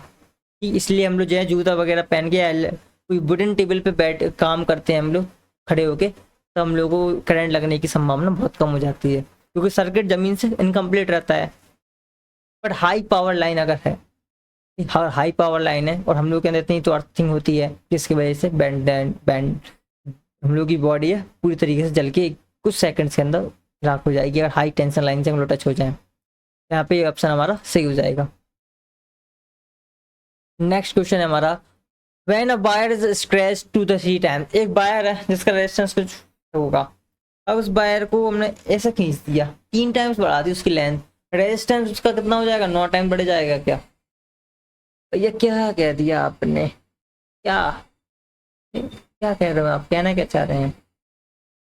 छोड़ो, एक रेजिस्टेंस है, ठीक, उस मान चलो रेजिस्टेंस 3 टाइम होगा, उसकी 3 गुना बढ़ा दूंगे, रेजिस्टेंस 9 टाइम्स हो जाएगा। Resistance directly proportional to the length होता है, ठीक। अगर 3 टाइम्स उसको करेंगे तो वो भी तो कन्वर्ट हो जाएगा ना। यहाँ पे हमारा रीजन गलत है, यहाँ पे हमारा रीजन गलत है और असर्सन यहाँ पे सही है। रीजन सही है, असर्सन गलत है, सॉरी। 9 टाइम्स क्यों हो जाएगा? अगर हम लोग 3 टाइम्स ही तो डबल कर रहे हैं लेंथ को, तो 3 टाइम्स ही तो जाएगा वो, ठीक। तो दोनों ही ऑप्शन हमारे यहाँ, असर्सन गलत है, रीजन सही है हमारा, ठीक। तो रीजन यहाँ पे कौन से ऑप्शन में सही है? हमारा डी वाले में, ठीक है, क्योंकि R is directly proportional to the length. अगर लेंथ को 3 टाइम्स बढ़ा रहे हैं तो ये भी 3 टाइम्स बढ़ेगा। यहाँ पे हमारा असर्सन गलत है, 9 टाइम्स यहाँ पे लिख दिया उन्होंने, वो चीज़ गलत लिख दी यहाँ पे। नेक्स्ट है, the 200 watt bulb glows with a more brightness than 100 watt bulb. ठीक, आपको पता होगा हमारे पास दो बल्ब हैं, एक है 100 वॉट वाला, एक है 200 वॉट वाला, तो नॉर्मल सी बात है ये ज्यादा चमकेगा ना, 200 वॉट वाला ज्यादा ग्लो करेगा। रीजन क्या है, 100 वॉट वाले में मोर रेजिस्टेंस होगा और 200 वाले वॉट में कम होगा थोड़ा। ठीक, बट यहाँ पे एक्सप्लेन तो उन्होंने किया नहीं अच्छे से, ग्लो क्यों करेगा, तो हम लोग यहाँ पे बी वाले ऑप्शन पर टिक लगाएंगे। If 100 bulbs are connected in series and one bulb is fused, the remaining 9 bulbs will not work। बिल्कुल सही, अगर सीरीज में है और पहला वाला बल्ब डैमेज हो जाएगा तो बाकी के काम नहीं करेंगे। रीजन क्या है, bulb of higher voltage will give less bright light. ये तो अलग ही चीज बोल दी इन्होंने यहाँ पे। ठीक ठीक, जो हाई वोल्टेज वाला बल्ब होगा वो ज्यादा लेस ब्राइट वाला होगा। यहाँ पे हम लोग कौन से ऑप्शन पे आए हैं, बी वाले पे। ये दोनों की बातें सही है, बट यहाँ पे एक्सप्लेनेशन सही नहीं है। ठीक, अब बढ़ते हम लोग केस बेस्ड क्वेश्चन की तरफ। केस बेस्ड क्वेश्चन हमसे क्या पूछ रहा है, पहला केस बेस्ड क्वेश्चन है हमारा, दो केस बेस्ड क्वेश्चन में 115 कर चुके हैं, 10 और बच्चे हैं, लास्ट तक बने रहिए और जितनी भी आपने सबने कॉपियां बनाई हैं आप कैलकुलेट करिएगा इसके बाद, और हमें कमेंट बॉक्स में आप बताइएगा आपकी तैयारी कितनी है, बोर्ड एग्जाम में आप कितने एमसीक्यूज फोड़ने वाले हैं फिजिक्स से, इस चैप्टर से। तो पहला केस बेस्ड क्वेश्चन है कि the relation between the potential difference and the current was first established by the George Simon Ohm. इसलिए इन्होंने अपने लॉ जो बनाई उन्होंने अपने नाम पे रखी, सरनेम पे ओम्स लॉ रखी गई। According to this law current through a metallic conductor is proportional to the potential difference applied between the its ends provided the temperature remain constant. जो टेम्परेचर है उसमें कांस्टेंट है, और यहाँ से फॉर्मूला बन गया B equal to I R. यहाँ पे R क्या है, कांस्टेंट है ऑफ द कंडक्टर, इट्स को हम रेजिस्टेंस बोलते हैं कंडक्टर का। Although ohms law has been found valid over a large class of materials के लिए and there do exist materials के लिए and devices used in electrical circuits where the proportionality of B and I does not hold. यहाँ पे उन्होंने Ohm's law है हमारी भैया साइमन ओम है जिन्होंने रिलेशन दिया था हमको, ओम्स लॉ दिया है। तो इन पहला क्वेश्चन पढ़ते हैं, if both the potential difference and the resistance in a circuit are double, दोनों चीजें डबल कर दें, पीछे पढ़ के आ रहा हूँ, करंट रिमेन कांस्टेंट। ये ऑप्शन सही है। फॉर्मूला क्या होता है आई के लिए, फॉर्मूला पढ़ो पहले आई के लिए, क्या होता है आई का फॉर्मूला, B अपॉन R। उन्होंने कहा दोनों चीजों को डबल कर दो, इसको डबल कर दो, लो कर दिया ये डबल, इसको भी डबल कर दो, कर दिया इसको भी डबल। अब 2 से 2 तो कट ही जाएगा ना, ऊपर नीचे है कट जाएगा, तो रिमेनिंग सेम ही रहने वाला है, आई में कोई फर्क नहीं पड़ने वाला। अगर किसी एक क्वांटिटी को आप चेंज करते तो फर्क पड़ता फिर। Next is the graph between B and I, बताइए कौन सा ग्राफ सही है B एंड I में, तो जो ओम्स लॉ को वैलिड हो वो है हमारा B वाला option, straight line ohmic conductors के लिए। द स्लोप P और I ग्राफ का गिव्स क्या देता है, B और I का हमारा जो ग्राफ है वो क्या चीज देता है हमको, रेसिप्रोकल ऑफ रेजिस्टेंस प्रोवाइड कराता है हमको, reciprocal of resistance. Next is when a battery of 9 volt is connected across a conductor and the current is this. हमको B गिवन है, I गिवन है, रेजिस्टेंस निकालना है, निकाल low resistance B upon I करके जल्दी से निकालो। ठीक, तो 9 अपन 0.1 है, पॉइंट हटेगा ऊपर 90 हो जाएगा, आंसर आ जाएगा हमारा सीधा 90 volt 90 ohm. Next is by increasing the voltage across a conductor, जब हम लोग वोल्टेज को इंक्रीज करते हैं तो आई भी इंक्रीज होगा। ठीक, तो हमारा सी वाला ऑप्शन सही हो जाएगा, current will also increase. And बढ़ते हैं नेक्स्ट केस बेस्ड क्वेश्चंस पर।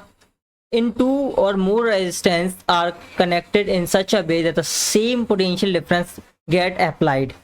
उन्होंने बोला हमने 2 या 2 से ज़्यादा रेजिस्टर्स को ऐसे जोड़ा कि उनकी जो पोटेंशियल डिफरेंस था उनमें सेम था। तो सेम कब होता है, जब उनको पैरेलल में कनेक्ट करते हैं। ठीक, आगे बढ़ते हैं हम लोग, और they are said to be connected in parallel. The current flowing through the two resistance in parallel and not the same when we have 2 or more resistance joined in the parallel to one another, then the same current gets additional path to flow and the overall resistance decrease, the equivalent resistance given by।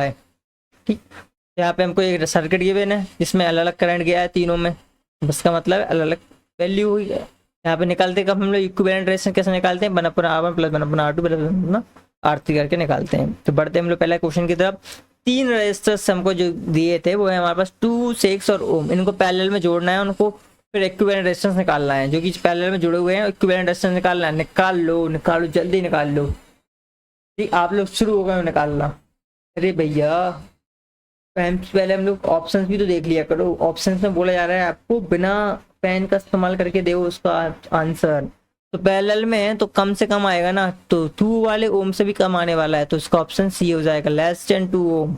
Next question है, a wire of resistance 12 ohm is cut into 3 equal pieces and then twisted their ends together, the equivalent resistance क्या होगा? एक wire था जिसका पूरा resistance 12 ओम था, उसको 3 parts में डिवाइड कर दिया गया और तीनों को पार्ट्स को आपस में ज्वाइन कर दिया गया, मतलब पैरेलल में ज्वाइन कर दिया गया। तो 4 4 4 के 3 है ना, आपको पैरेलल में जोड़ना है। 1/4 1/4 1/4 हो जाएगा, एलसीएम 4 आएगा, ऊपर 1 + 1 + 1 3, उल्टा कर दोगे फिर आप इसको, 4/3 आपका आंसर आ जाएगा। तो बी वाला ऑप्शन इसका आंसर है। तो आपको ऐसे ही करना है बिना पेंसिल पेन का इस्तेमाल किए। नेक्स्ट क्वेश्चन इंपॉर्टेंट क्वेश्चन है, आपको इस टाइप के फिगर बहुत सारे मिलेंगे, आपको तैयार हो जाइए इन फिगर्स को देखने के लिए आप पेपर में। 3 resistance are connected as shown, आपको 3 रेजिस्टर दिख रहे होंगे, तो तीनों ही इनका इक्विवेलेंट रेजिस्टेंस निकालना है ए और बी के बीच में। तीनों किसमें है, 1 पॉइंट से 3 जगह पे बढ़ गई ना, ये 1 पॉइंट से 3 जगह पे बढ़ गया, तो मतलब पैरेलल में है। तो यहाँ पे तीनों को पैरेलल में जोड़ दो, तीनों पैरेलल 1/6 1/3 1/1, एलसीएम लिया 6 एलसीएम आया, ऊपर कितना हो जाएगा 1 + 2 + 3, एलसी प्लस करो, इनको करो उसका आंसर। ये वाला ऑप्शन यहाँ पे निकल के आएगा हमारा। ठीक, ये वाला ऑप्शन यहाँ पे सही हो, जिसका सही आंसर है। बहुत अच्छी तैयारी चल रही है आपकी, बहुत फास्ट कर रहे हैं आप। विच of the following relation is correct, इनमें से आपको रिलेशन बताना है। ए और बीच के बीच में 3 रजिस्टर जुड़े हैं पैरेलल में, तीनों में अलग अलग करंट जा रहा है, आपको बताना है। पहले 5 ओम का है, दूसरा 10 ओम का है, थर्ड वाला जो रजिस्टर है 15 ओम का है। तो पहला वाला कम ओम का है ना, तो करंट क्या जाएगा इसमें, ज़्यादा जाएगा। तो पहले वाले में ज़्यादा जाएगा, दूसरे वाले में कम जाएगा, तीसरे वाले में और कम जाएगा। तो लास्ट वाला हमारा ऑप्शन सही हो जाएगा, 3 2 और 1। रेशियो टाइप का भी पूछ सकते हैं आपसे question. And the last question of this MCQ series of electricity chapter 11, last question है ये, find the current in each resistance. हर एक रेजिस्टेंस में आपको करंट बताना है।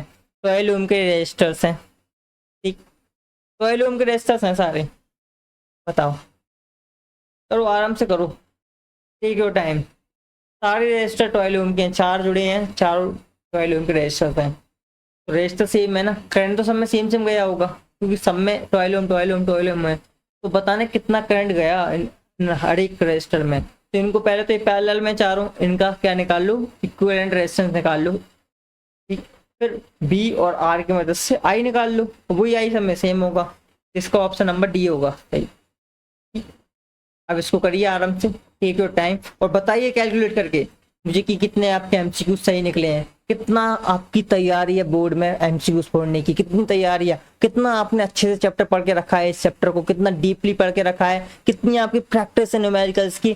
तो ये चैप्टर आपको आपकी परफॉर्मेंस बता देगा कि आपकी बोर्ड के लिए कितनी तैयारी है, ठीक। अगर ये एमसीक्यू में आपने कॉपी और पेन नहीं लिया हो तो आपको कैसे पता चलेगा आपके कितने नंबर, कितनी एमसीक्यू सही है। इसलिए हम बोलते हैं कि भाई आप कॉपी और पेन लेके बैठिए, कि आपको पता तो रहेगी ना, हमने इस चैप्टर को पढ़ लिया तो हमारी तैयारी कितनी है। अगर आप 90% प्लस छोड़ रहे हो ना एमसीक्यू, डेफिनेटली आप बोर्ड में सारे एमसीक्यू सही करके आओगे।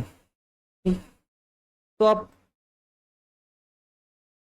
इस वीडियो को अगर आप सोचते हो, वीडियो तो आप और भी हैं, प्लेलिस्ट डली हुई है पूरी, जिसमें हमने केमिस्ट्री, बायो और फिजिक्स के सारे एमसीक्यू सीरीज आपको प्रोवाइड कर रखी है। तो बस आपका एक काम है देखना, ठीक। 20 मार्क्स आपके पक्के करने हैं जो हमारी एमसीक्यू सीरीज में है, ठीक। या आपके 20 मार्क्स आपके पक्के कराने हैं। पूरा पेपर 80 नंबर का है तो आपके 20 नंबर तो कहीं जाने नहीं चाहिए ना। जब आपको 20 नंबर पूरे लाने का पूरा मौका मिल रहा है ना, 20 नंबर एक में एक भी मार्क्स आपको नहीं छोड़ना है। तैयारी करो, फोड़ दो, जी जान से मेहनत लगा दो, बोर्ड में आपको 90+ लेके आना है कैसे भी, ठीक। तैयारी करिए आप।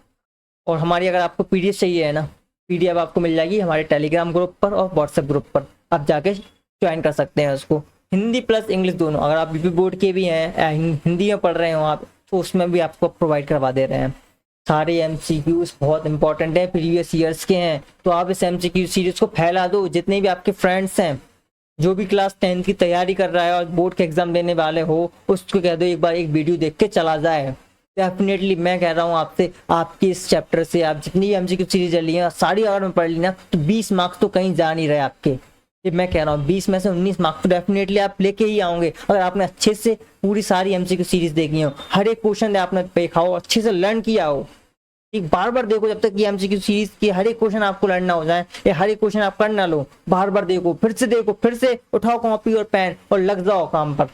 ठीक, आपको अपने आप को तैयार करना है तो मेहनत तो करनी पड़ेगी। ठीक, अगर आपको अच्छे नंबर चाहिए तो मेहनत लगेगी अच्छे नंबर्स के लिए, और अगर आपको अपना अच्छा खासा करना है, आगे आपको अच्छा करना है, तो आप लगे जाइए, जी जान से मेहनत कर दीजिए। वीडियो को शेयर कर दीजिए, अच्छी लगी हो तो लाइक कर दीजिए और फोड़ दीजिए। कमेंट बॉक्स में जरूर बताइएगा, हर कोई क्वेश्चन आपको ऐसा लगा होगा यहाँ पे कुछ गलत है तो आप वो भी बताइए कमेंट बॉक्स में, उसको हम सही करेंगे।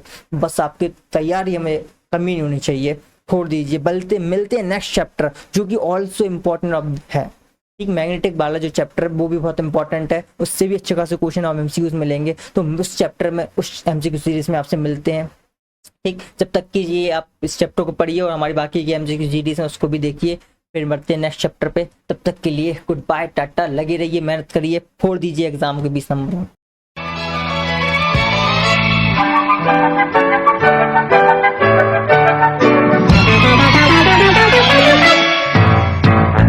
जिंदगी सवार दो, एक नई बहार दो, दुनिया ही